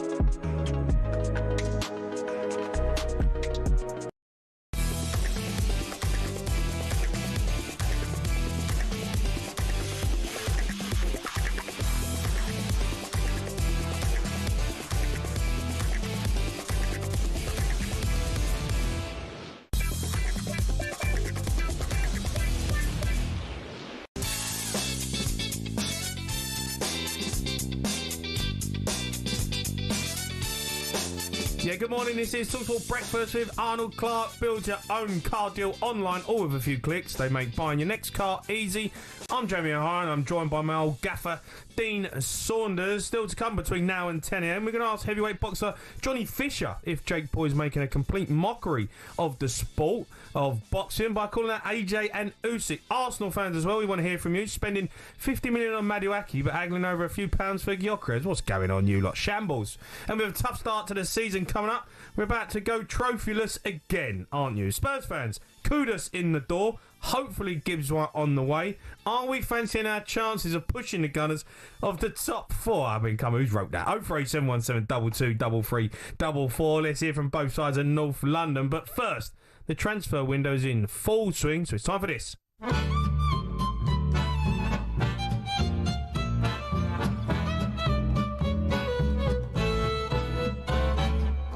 Rookies Roundup, right here every day. Rookies Roundup, which players are on their way. If an agent's got a story. Hello, Alex Crook. What you got for me? Crookie gets it first. Yeehaw, cowboy! There's a snake in my boot. He gets all the gossip from the best players to the worst. Of course, it's time for Crookie's Roundup. He's the very best. He's the rootinest, tootinest journo in the Wild, Wild West. Crookie's Roundup. Yeah, I know Buzz from my Bournemouth days, actually. Yeah, it's up to date on all the latest moves and shakers in the transfer window. talkSPORT's chief football correspondent, Alex Crook. Right, Crookie? Morning, Alex. Good morning, boys. You good? I'm good, mate. Crookie, the amount of features that you've got on talkSPORT, mate. Every show you've got something different. It's a joke. They've got no respect for you. I should be doing a Marcus Rashford and demanding image rights, shouldn't I, for all these jingles that Ollie Klink makes. I'm sure he does it just to fill his own time. Yeah. By the way, where are you? It looks like you're somewhere sunny. You've got a basketball net behind you. Where are you? I'm in the Algarve, Jamie. I know you were here recently, so yeah, just getting away for a little week to try and get away from transfers. But obviously, your producer had different ideas. Yeah. Well, let's get straight into it. Rashford, he's going to Barcelona. He took a pay cut, apparently. Do you think that's the case? Yeah, what I think he's done is he's waived some bonuses and image rights, the aforementioned image rights. So yeah, it does equate to around about €10 million a year in his pay packet that he's waived in order to get this dream move for Barcelona. We've been speaking for some time that this was really the only club that he wanted to go to this summer. I don't think they were ever going to make a permanent offer, Barca, because they know that Manchester United are so desperate to get rid of Marcus Rashford, his relationship with Ruben Amorim having been broken beyond repair. There is a buy option in the deal. It's a bit cheaper than the one they negotiated with Villa in January. I'm told it's around the £30 million mark. He arrived in Barcelona overnight. He looked happy as Larry to get this move. And there's a lot of people, Teddy Sheringham, treble winner with Manchester United included, who think Rashford has almost fallen upwards with this move to Barcelona, having not exactly covered himself in glory at United for the past couple of seasons. Crookie, obviously the 5 players at Man United have been told to train on their own. If you added up the combined value of those players a year ago, is a lot of money. It must have been a big decision for the club to make them train on their own, because you're actually telling the world you don't want them. Yeah, and there is an argument that, as you say, devalues them in terms of what buying clubs are willing to pay. But I guess you have to look at what Mikel Arteta did at Arsenal. He had to be ruthless for the likes of Pierre-Emerick Aubameyang, Mesut Ozil as well, to get them off the payroll. He wanted a certain type of character in the dressing room. And I think that's what Ruben Amorim is trying to do as well, to cleanse a dressing room that, let's be honest, has been problematic for a few years now. It's been quite a toxic environment at Carrington. I think Amorim is trying to start afresh. Let's talk about Nicholas Jackson. There is rumours potentially he could end up at Manchester United. Do you think that could happen? I think if this one does happen, it's going to be later in the transfer window. But this is a reflection, I think, of the lack of number 9s that are out there. I know we're going to talk about Victor Gyökeres shortly. Obviously, Alexander Isak in demand, but looks like he'll stay at Newcastle. Ugo Ekitike, that should happen in the coming days to Liverpool. And really, there isn't much beneath the surface. I know Benjamin Šeško, who's done well at RB Leipzig, has admirers in the Premier League. But I guess the advantage, if you go for someone like Nicholas Jackson, is that he's done it in English football. You know, you can question his finishing. I think he did improve on that at times last season. And maybe Manchester United see him as a foil to those number 10s they've signed, Cunha and Mbeumo, much like he's been to Cole Palmer. I think what is for certain is that if Chelsea get a decent offer in excess of £50 million, I would say, then they're willing to sell, and he's going to be a victim of the fact that they've bolstered their own forward line this summer. Alex, I don't know what you think, but there seems to be a massive gap appearing now between the spenders and the non-spenders. I'm looking at the bottom half of the league. Not a lot happening. Well, I think some of them have been big. You know, there's been... We've lost Crookie. Yeah.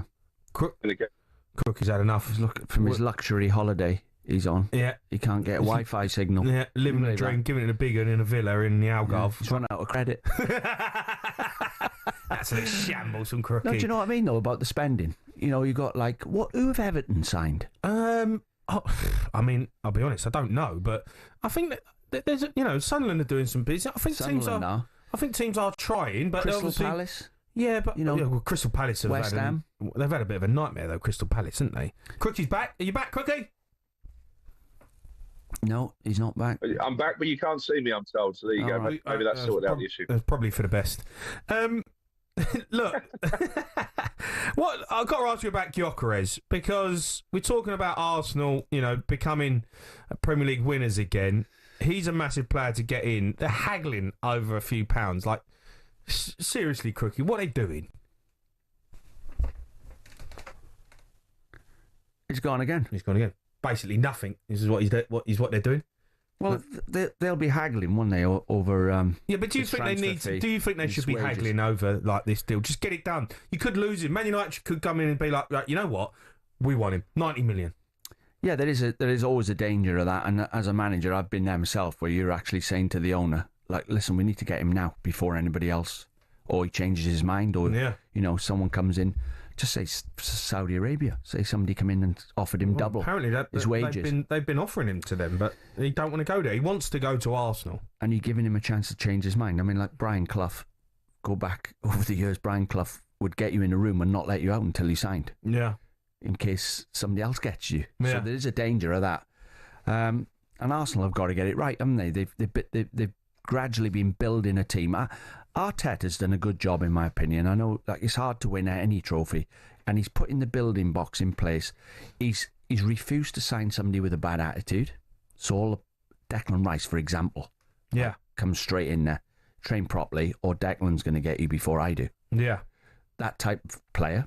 And they've got to get the right striker now, because it's obviously what they need. Jesus has done his ACL, so Havertz done his ACL, didn't he, as well? Done his hamstring, Havertz done his hammy. He's out but it was a bad one, I think. But he was he's playing Mourinho up there, and he played Mourinho Havertz. done all right up there, to be fair. But if they get a striker over the line, Arsenal, come on, you signed Madueke. I think. Look, what do you make of the situation around Madueke? All Arsenal fans sign a petition, they don't want him. Spending 50 million quid, they're giving Chelsea money again. They really didn't want him. I think he's a good player. He scored a goal, it'll all be forgotten. Score one goal, I don't see what the problem is there. I thought the rivalry was Arsenal Spurs. Isn't that the rivalry? Well, there is rivalry. I think what Arsenal fans, and I get they're saying that they are constantly buying Chelsea rejects or Chelsea players that they don't want. But Madueke's different. He's not a reject, is he? He's a talent. He's a talent, and he's young. And he's someone who's going to come in who I think can make a difference for the football club. You need backup for Martinelli and Saka, right? Trossard, I think, is a good player, but Saka needs real. He needs. There's 4. Yeah, but is he going to play? Madueke won't start. I don't think he'll start, and that's what I think their problem was you're spending £50 million on a player who probably won't start. Well, there's a lot of games though, right? He's a good player, and he'll get in more squads, wouldn't he? He'd get in. He probably, if he was at Liverpool, he'd be in their squad. He could go up Man City's squad. He's got the talent. Yeah, he's quick, scores. Question is, why are Chelsea letting him go? Is it because of the spending rules? I think why are they letting him go? Yeah, I think Chelsea look at it. Too many players. I think they've got options there, and they're trying to find. They got Esteval coming in. I think they look at it and go, he's probably one that they can move on. So we were arguing earlier about have they failed Arsenal if they don't win the league? Yeah. Liverpool just say they get this one over the line. Liverpool have spent 270 million. Yeah, I know. How are you going to jump above them? Well, sign Gyökeres and give yourselves a chance. Do you know what I mean? Yeah, but if they don't get there, do you think they failed? I look. Arsenal's ambition is to win the league again. That's why they're spending all this money, right? They got everybody's ambition. Of course, yeah, but Arsenal have got themselves in a position, and well done to Mikel Arteta, they've put them in a position where they couldn't fight for the title. They've spent all this money. You spend £100 million on Declan Rice. You're going to spend big money on Gyökeres. You brought in Zubimendi. You bring in players to get you to that point. There comes a point where you've got to get it over the line. Now, whether that's this season, done. Of course. Liverpool 270 million. How much has Man City spent? And by the way, Man City for 5 years, nobody was going to jump above them. No. It was a done deal before the season kicked off. I'm not saying it's easy to win the league. Of course it's not. But what I'm saying is Arsenal fans will look at it and say, if we don't go to the next level and win the league, we have to look at the fact that is Arteta the man who's going to get us over the line. Arsenal might never win the league ever. Again. Everybody else is trying to win it. Don't be surprised if they don't win it ever again. No. It's a bit harsh, isn't it? It's a bit harsh. Very harsh, that. Well, I mean, I'd love to win it. I'd love every minute of it, but there's a group of teams now who've got the richest owners in the world who are spending fortunes trying to do the same thing. Yeah. Only one of them can win the league. So you haven't failed. If Arsenal don't win the league next year. Yeah, Liverpool haven't failed if they don't win it. They have. If they get pipped by Arsenal. If Liverpool don't win the Could league go next either way. season, they would class it as a failure. Liverpool need to try and win Go the on, league. then have a every bet. season. Who's going to win the league? Have a bet. I think Liverpool are going to win the league. You confidently bet. Yeah. I think Liverpool will win the league. I think they've got the best team. So- They've improved. So what have Arsenal got to do then to get above them? Be better. How? Beat Liverpool. How? I don't know. See, it's not easy. All right, we're going to take some calls on Marcus Rashford as well a bit later on in the show. We've got Johnny Fisher coming up next.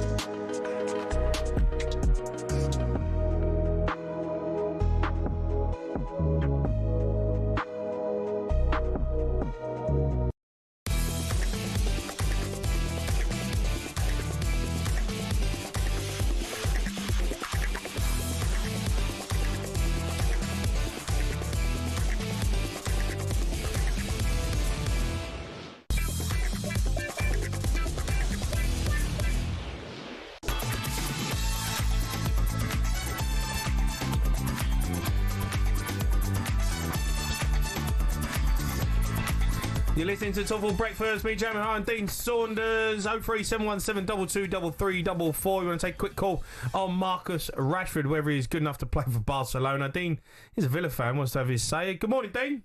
Hi, Dean. Morning, chaps. How are you doing? I'm all right, Dino. Very good. I probably reckon you're a little bit gutted that he didn't sign for you, Rashford. Yeah, I was a little bit. I think I had my reservations when he first came over because I always thought he was a bit of a lazy player when he was at United, and my mate's a Man United fan, so I used to see quite a lot of him, and I just thought he did that thing in the one season where he had a fantastic season, and everything else seemed to be. He was always bigged up as being like fantastic player. Always got it pulled on an England shirt, but I never really saw it. It just seemed really quite overrated to me.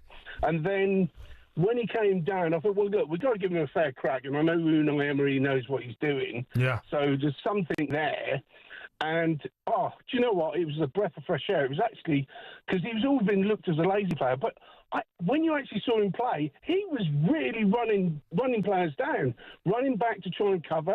And I thought, my God, he's Marcus Rashford. Yeah. But I must have missed them games. I never seen that. Oh, he did at Villa, Dean. He did. I must have missed that where he's like working his socks off, running round. Man, I watched him at Villa. I thought he was good at Villa. He done better. Obviously, they're a better team. He done better. But if you look at the end of the day, he scored 2 goals against Preston in the FA Cup. He scored 2 others, made a couple of assists in 18 games. So probably that's why he's not still at Villa. All right, Dean, thanks for your call. I think Marcus Rashford's going to do a good job at Barcelona. I think we need him to do a good job because he's still a massive asset for England, and we've got a World Cup coming up. The thing this morning, been greatness in sport. One man who's certainly written his name in greatness, Alexander Usyk, who powered his way to the undisputed heavyweight champion of the world thanks to a dominant victory over Dubois on Saturday night. It's a new dawn. talkSPORT, the home of boxing. It's a new day. The biggest prize in sport. It's a new life. Champion versus champion. And I'm feeling good. Let the battle begin. The mouth, is that just starting to open here from Dubois? It looks as though it might be. His bottom lip is looking swollen. Great shot from Usyk, left hand again. And the crowd respond. But he's down. Dubois down. But he's landed a huge left hand again. He's down once more. And I think it's going to be all over this time. Dubois is at the count of 8, 9, and the fight is over. Perfection. The greatest fighter of our generation has to be. Alexander.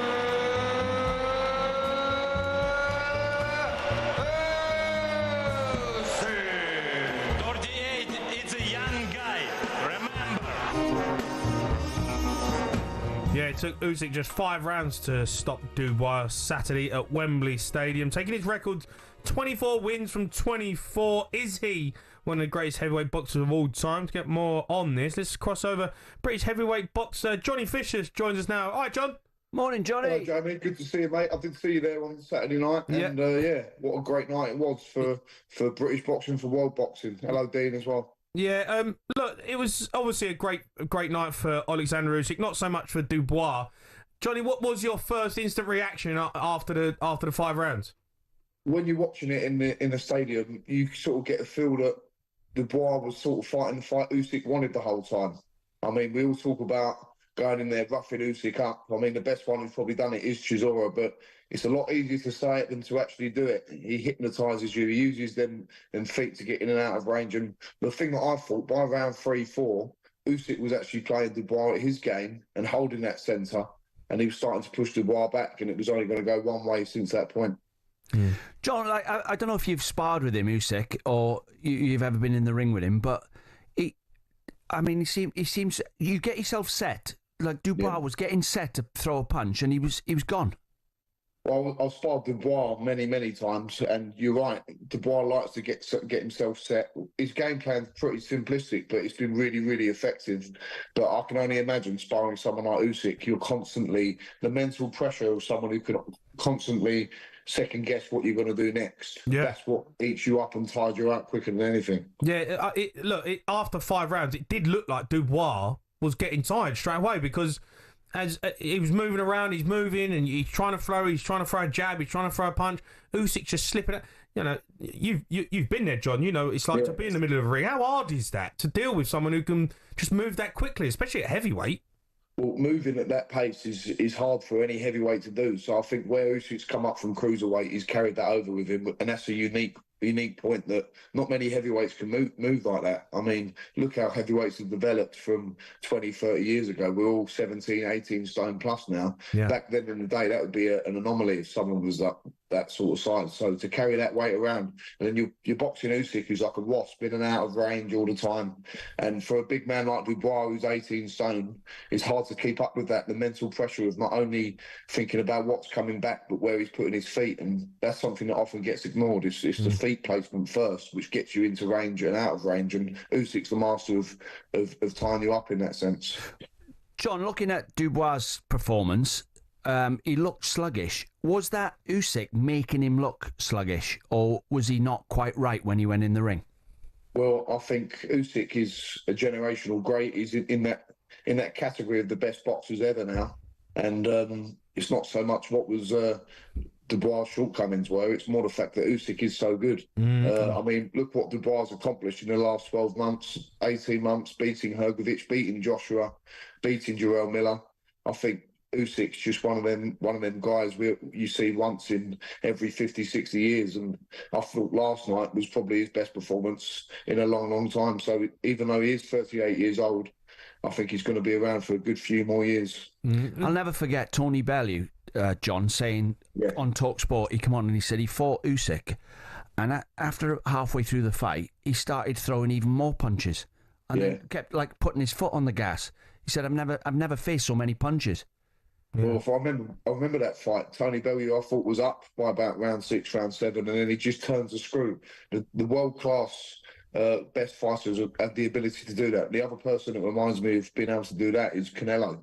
You think you're coasting through, you get to round 5, round 6, you might be 3 or 4 rounds up, and then the screw just turns and it becomes a very dark place. And that's credit not only to his ability, but the way that he trains, because to be able to do that as a big man, it's unbelievable, really, that he can have that. Johnny, I've got to ask you, apparently Dubois, he didn't arrive until 90 minutes before the ring walk at Wembley because his dad held a pre-fight party. What time would you normally turn up to a fight? And do you think his dad actually probably affected his performance? Listen, you normally turn up about a couple of hours before at least. So, 90 minutes, probably cutting it a bit fine. But I'm not privy to what's gone on. I mean, has he had a pre-fight party? That sounds like a bit of a stretch. I wouldn't be popping his champagne before I'm about to fight the best boxer on the planet. So, I'll probably save that till after. But, I don't think it matters too much what you do with Usyk. I mean, that man's on a different level to everyone else on the planet. He is a joke. What about Jake Paul? There's been talk of him getting in the ring with Anthony Joshua. I mean, you'd like to get your hands on him, wouldn't you? You'd go right through him. I think Big John would go through Jake Paul.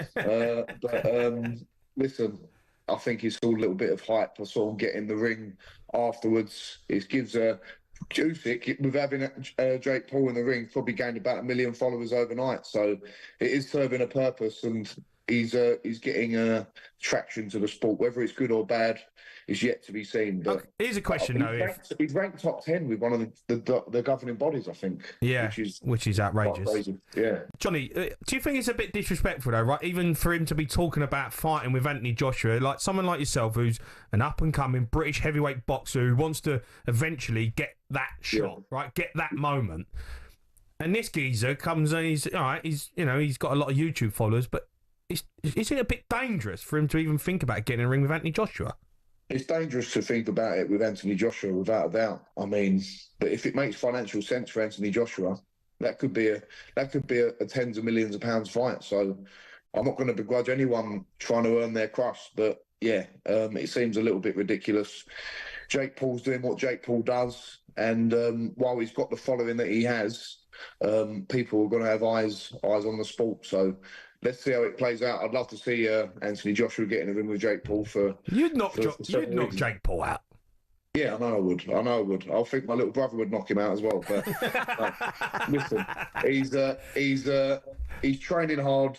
He is dedicated to the sport. Whether he's a top 10 ranked cruiserweight, I think he is at the minute. I think that's yet to be seen. But we've seen stranger things in the boxing world, believe me. So let's see how this plays out over the next 6 months. Johnny, you're a star, mate. Thanks for coming on, pal. John. Thanks very much, Say guys. hello to your dad as well. All right, that was heavyweight boxer there, Johnny Fisher on talkSPORT. Big John versus Jake Paul. That's the fight we want to see. Coming up, we're going to turn our attention back to the world of transfers and whether Arsenal are falling even further behind Liverpool.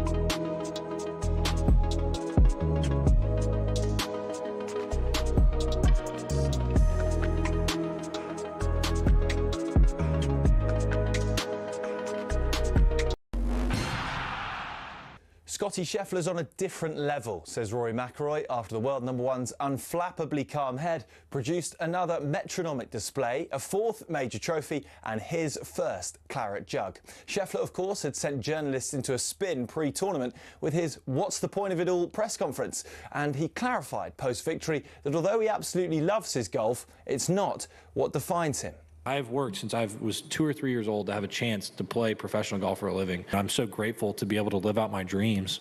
But, you know, like I said, my faith in my family is what's most important to me, and I try to live as normal a life as possible because I feel like a normal guy. I have the same friends I had growing up. I don't think that I'm anything special just because, you know, some weeks I'm better at shooting a lower score than other guys are. Jess Carter announced yesterday she would be coming off social media because of the messages she's received during the Euros. Bronze explained why the Lionesses will now no longer take the knee ahead of kickoff. I think it was just the fact that we feel, is the message as strong as it used to be?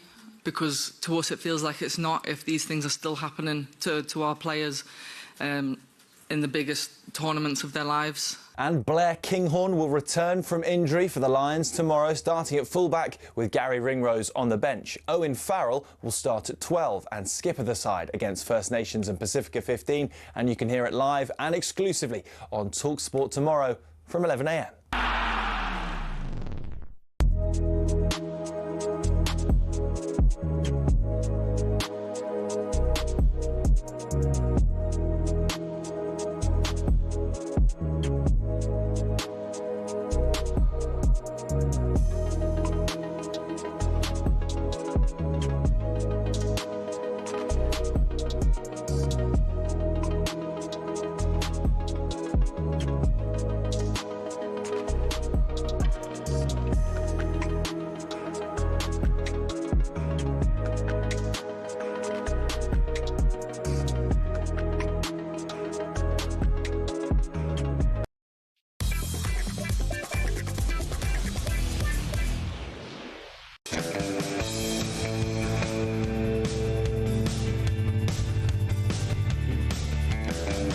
Listening to talkSPORT Breakfast with Arnold Clark. Get the UK's best used car deals guaranteed. I'm Jamie O'Hara and I'm joined by my old gaffer Dean Saunders. Now, we've alluded to it once or twice this morning. Dino was my gaffer for a few turbulent months back in 2013. He was brought in to haul Wolves out of a relegation scrap. Here's what happened.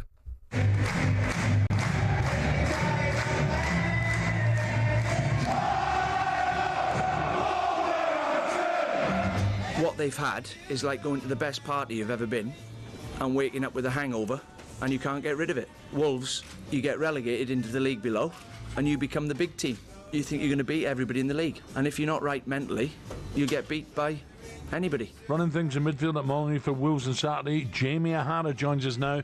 Jamie, good morning. Hi, morning, Jamie. Morning, lads. How you doing? Oh, that was much needed, mate. That was a big one. Yeah, that was a big one. Yeah, I mean, it was nervous, to be honest, at times. I mean, the first 45 minutes, we looked like a nervous team, and, you know, we've gone another direction again with the new gaffer, and, you know, I think this new gaffer is, you know, I think he's fantastic. I think he's going to do really well for the club. He's got, you know, amazing enthusiasm. Can you give us a picture of a life under Dean Saunders as a manager? Yeah, I think he's you know, he found it hard at the start. You know, he couldn't believe we weren't getting results with the squad we got, and he was getting frustrated as well. But I mean, the results have started to come. Good afternoon. The Wolves manager Dean Saunders has been sacked after the team was relegated to League One following their defeat at Brighton at the weekend. You couldn't get out the centre circle, and you got me the sack. Honestly, he's horrible. It's out of order. It's out of order. Out of order. Dino clearly didn't know how to get the best out of me, but luckily tomorrow... No one did. I'm going to be joined for the full 4 hours by a man who probably would have, former Sheffield United, Crystal Palace, Cardiff City boss, Neil Warnock. He's come in now. You're doing Sam Matterface and Simon Jordan between 10 and 1 today, but you're in the studio now, right, Neil? I am, yes. Morning, Neil. And nice to see you, Dean. I was nearly sick then when I listened to that. Hey, you dodged a bullet. You have dodged a bullet not managing him. I know.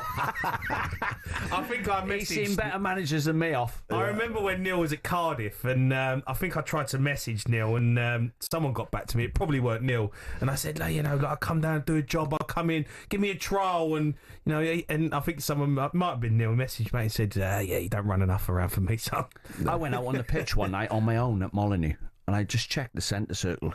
I thought there was an electric fence around the centre circle. He never Jamie moved. couldn't get out of it. No, I know. I was trying to work out why. Or he had his braces stuck in the net.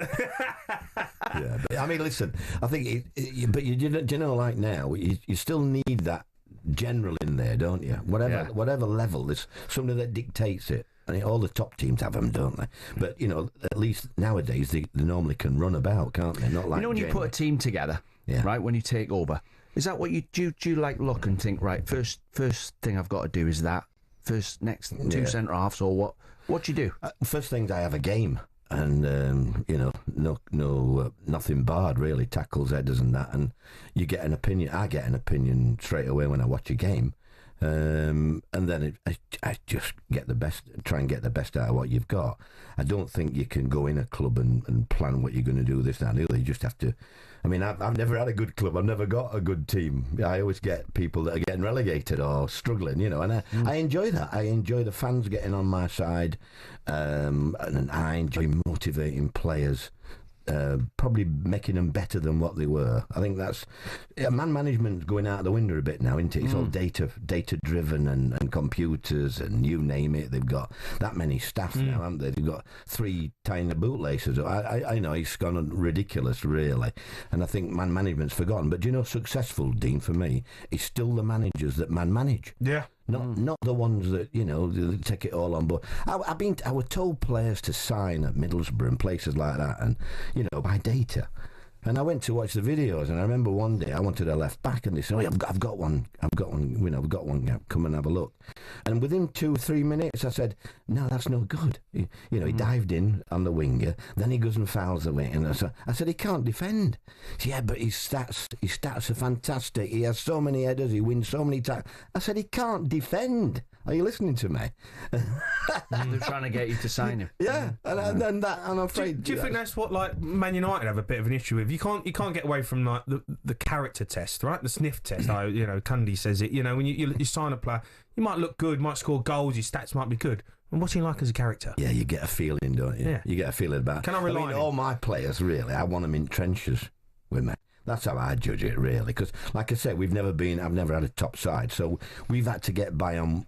We've not had the best side, but do you know, I bet we've had the best dressing room, Dean, in my 8 promotions. I bet some, you know, they still have reunions and they're the same type of lads when I go to these reunions. You know what I mean? I can see why they got success. What would you do with Jamie, Neil, now? Like, say Jamie was playing now, right? He's normally, his fighting weight is 11 stone. He's about 15 stone now. What would I do if he was playing for me? Yeah. I'd sell him.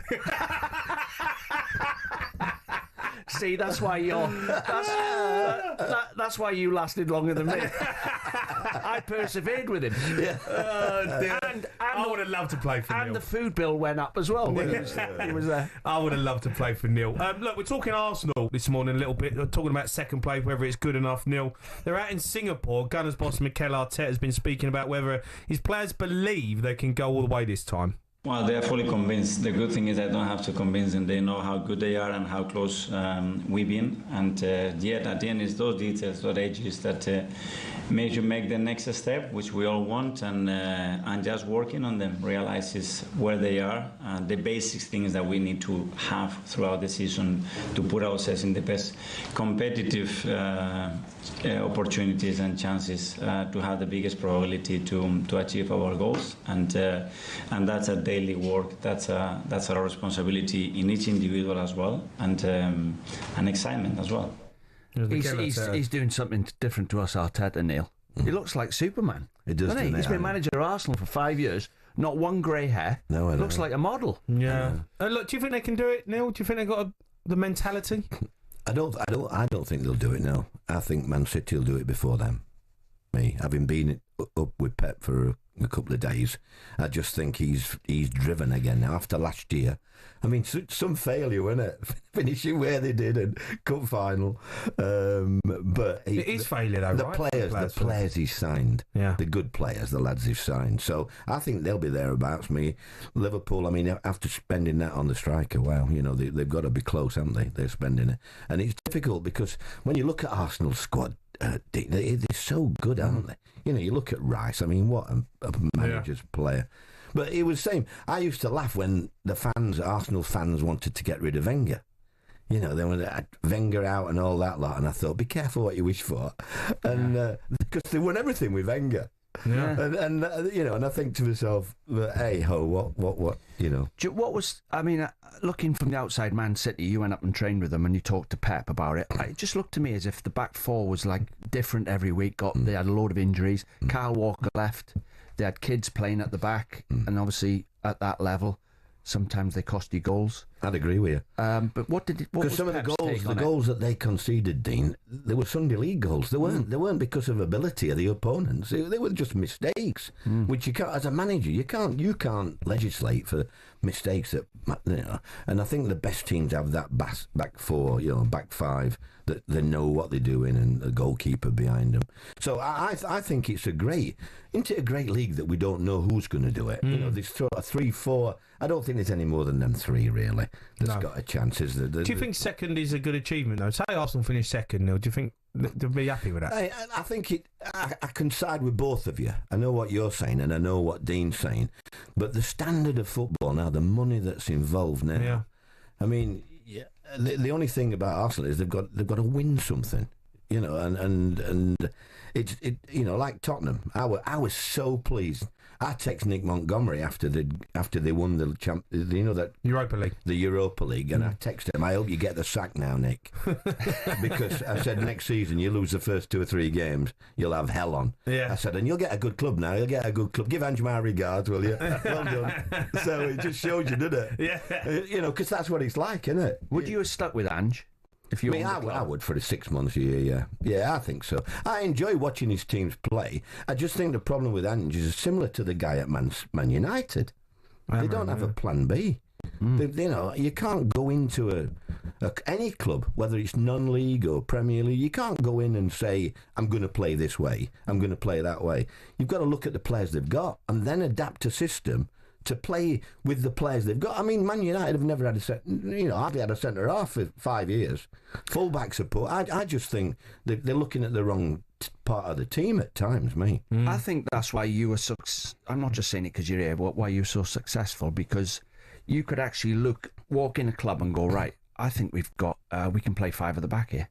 We've got 3 centre-halves who can, I don't think we can play with the back 4. I don't think we can play with 2 up. I think we've got to play 5 in midfield. I think, and as a coach, you should be able to adapt, shouldn't you? And you should know every system. Absolutely. My first job, second because I was at Gainsborough, but my first job was Scarborough, yeah? And I'd only got 1 player that had been re-signed in the summer, so I took about 40 players through and signed 18, 19. My best 3 players, or the best player, were centre-halves. So I thought, well, and I had Cespod, right back, wing back, with captain. And so I had wing back, so natural to play 3 centre-halves. But sometimes you go in and you can't see 3 at the club. So you can't just go in and play a system. It bemuses me when I see some of the games now in the Premier League. I mean, watching the Man United team under Amarin, Jamie wants to join in, but he was a manager. I could just sit here and watch you can have me tomorrow. No, you know what? It's amazing because Dino just loves tactics. He just loves talking tactics, and I know he can sit here for 3 hours and just talk to you about tactics. Play 3 centre halves. It's I mean, I thought they were so open at times and never looked like. And the players they're signing now, decent players. But anyhow, listen, I'll save all that. I'm on Simon's show. I'm on Simon's show in 20 minutes. I can't be giving you all of it. No, he's giving you all the great info. Don't speak to Jamie for too long. He'll get you the sack.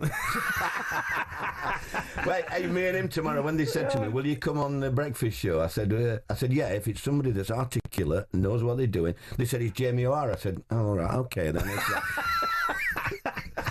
Neil, I can't wait for it. Me and you are going to be on from 6 a.m. in the morning. You are on with Sam Matface and Simon Jordan in about 15 minutes as well, so that's going to be brilliant. So we'll let you go. Dean is, you're staying with me for 15 minutes because you're turning into a superhero. Again. What are you? I am Dean Man.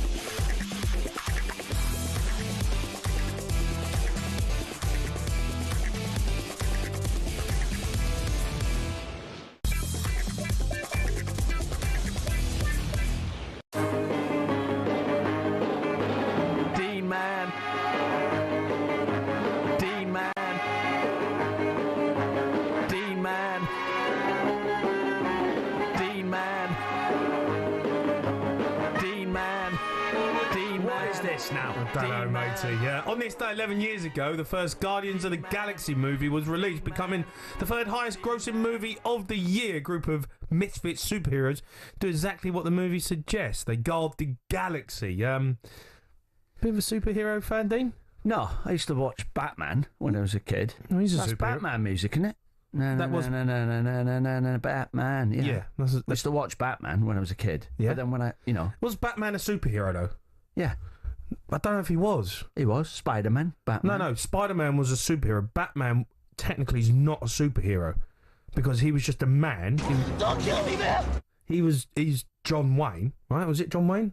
No, John Wayne's. John Wayne's a singer, isn't No, he's an actor.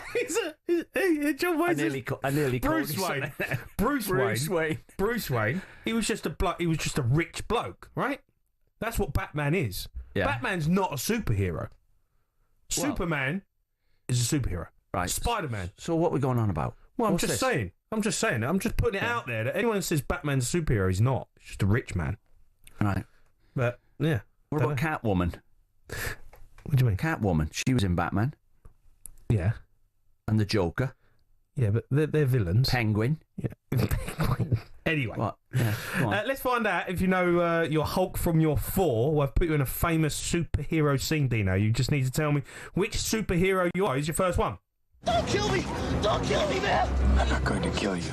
I want you to do me a favor. I want you to tell all your friends about me. What are you? I am Dean Man. What? Do you know who that is? I've got to guess who that is. Yeah. I'm going to say it's Batman. It is Batman. Is it? Yeah. There you go. There you go. I want you to tell all your friends about me. See the voice? I knew I got Bruce Wayne. Bruce Wayne. I've got a feeling he's dead. Not John Wayne. Not John Wayne. Get off your horse and drink your milk. That's his catchphrase. Who's that? John Wayne. Or Bruce Wayne? No, that's Bruce Wayne's Batman. Come on, next. Right, final one. Faster than a speeding bullet. More powerful than a locomotive. Able to leap tall buildings at a single bound. Look, up in the sky. It's a bird. It's a plane! It's Dean Man. It's Superman. It is Superman. What can you remember? What one though? That sounds old. That was one of the originals. No, I can't. But it just sounded like. Isn't there a Superman film that's just come out? It's in the cinemas right now. Yes, one out now. Yeah, one out now. So I'm going to watch that Formula One with Brad Pitt. Yeah, looks really good. 2.5 hours long though. Right. What's wrong with that? Attention span. Don't go that far. What do you mean? If it's a good film, no. No? That's what cost me putting. Can't concentrate. Anyway, if you could have any superpower, what would it be? Invisible. Get away with murder. Yeah. Oh dear. I don't mean that. You know what I mean? Get away with murder. No. You know what I mean? I'm not a murderer. Oh, dear. Speaking of superheroes, 21 minutes to go is a brand new weekly podcast from Goldstein and Cundy. It's out now. Each week, the former late night superstar will, they'll offer a flavour of the good old days in a no-hold-barred adults-only show that lasts exactly 21 minutes, not a second more. Episode 2 was released this morning with new episodes every Monday. There's 21 minutes to go. The new weekly podcast with Goldstein and Cundy available now wherever you get your podcast from. Now, 21 minutes is probably just about how much Rashford will play for Barcelona next season with a deal nearly over the line, apparently. 03717223344 is the number to call. Rashford good enough to play for Barcelona. Cody's United fan. Good morning, Cody. Morning. Cody? Cody, are you there? Morning. He's invisible. Cody, how are you? Hello, mate. You all right? Yeah, good. You're live you on sound the radio. you sound surprised that we've. Sorry, my name's Toby. I think they've got it wrong on the old phone. All right, Cody's Toby. close enough. Toby, we're talking Man United. Rashford. Yeah.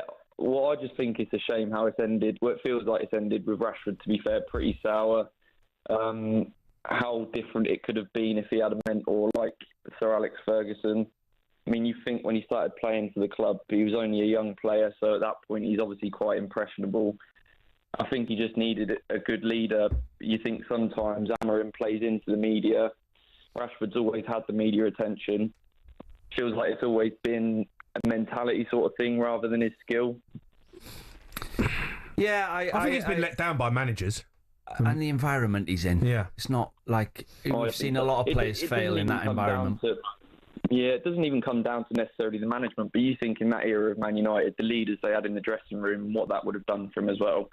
Like, you think of someone like David Beckham and the support he had with the media attention he got. It just doesn't feel like Rashford's had those role models that he's needed. Toby, I have to tell you, right, being a top footballer, it's your personal pride in your performance. Of not letting your opponent get the better of you. You've got every day, every training session, you're not getting the better of me today. Every fullback he plays against, he should say to himself, there's no way you're going to stop me today. Yeah. You don't need a coach for that. It's in you. Yeah. It has to be in you. I suppose it's got to be as a pro. Yeah. Yeah, I think it has been in him in the past, because you don't get to where you got to without having that in you. I just don't know if it's still that fire is in his belly to do that week in, week out. I think he can do it in glimpses. I think he can do it on the big stage if he thinks, you know what, I really fancy it today. The problem is what you're saying, you don't do it enough. He's got to do it every week. He's got to be happy. You've got 38 games in the season. I don't know what they plan. La Liga, probably similar. That's got to do it every game. in itself. It's a talent in itself. Turning up every week. Could do that to him, to be fair. Could bring him a new lease of life. I mean... Well, you never know, do you? But I think it makes sense for him. It's a shame we've not got the cash for him. Yeah. But obviously, it takes him off the wage bill, because I think we needed the cash at the minute. But if he goes and bags 20-odd goals next season... Well, then he'll be worth 50, 60 million again, won't he? Time for Faithful Call. Let's go Giles quickly. He's a Villa fan. All right, Giles? Hi, Giles. Yeah, how you doing? Watching Rashford against PSG for that 20-minute spell in the Champions League was unbelievable. So he's still got it. My point is, he could quite easily have a strop and just go on strike like many other Cardiff players has. And he chose not to. He's chose to knuckle down, come to the Villa, which some people would say was a step down. And now Barcelona stepped in and, he's buying somebody's house for 50 a week, isn't he? The pay cut he's taking, let's talk realistic numbers, £175,000 to any normal person, somebody's house. And he's done it to go to Barcelona. Let's hope he does it, because, Giles, I'd hate to see what happened to Dele Alli to happen to him, where you just drift from being at the top, just drift away and think, when he's 35, he's thinking, I should have knuckled down there. No, I agree. I don't think that will happen with Rashford. I think he's still got a lot to offer. I think he's going to go and do well at Barcelona. Hopefully. I think he fits in with the players that they want and type of players that they want. Quick, direct. See, and this is no disrespect to Darren Fletcher, that played for Man United. Yeah. Man United and Park that played. Ji-sung Park, yeah. Yeah, the fans loved them players because they knew what they were getting. They knew that they were turning up. They were limited. They weren't as talented as some of the other players, but they turned up every week and they gave what they've got. There's nothing worse for a supporter, because he wants to play. That supporter wants to play. And he'd say, the least I'd do is have a go. When they see players not having a go, it drives them mad. Yep. Dino, you're a star, mate. See us up. 4 Thanks, hours Jamie. We've done. You going to play some golf? What are you up to? I'm on Thursday. Coming. I don't know whether I'm on with you. And then I've got to survive Goodwood. I'm on with Alan Brazil, who will be on Whispering Angel hunt. I love how everyone takes. That should be good. Everyone takes the week off and they get O'Hara in, he'll do it, and then Goodwood next week. Everyone's back. It's absolute shambles from talkSPORT. Coming up though, Sam Matterface, Lord Jordan, and Neil Warnock. I'm going to be back at 6 a.m. tomorrow morning alongside Neil Warnock himself, who is a massive fan of me as a player. What would you do with Jamie, Neil? Now, like say Jamie was playing now, right? He's normally his fighting weight is 11 stone. He's about 15 stone now. What would I do if he was playing for me? Yeah, I'd sell him.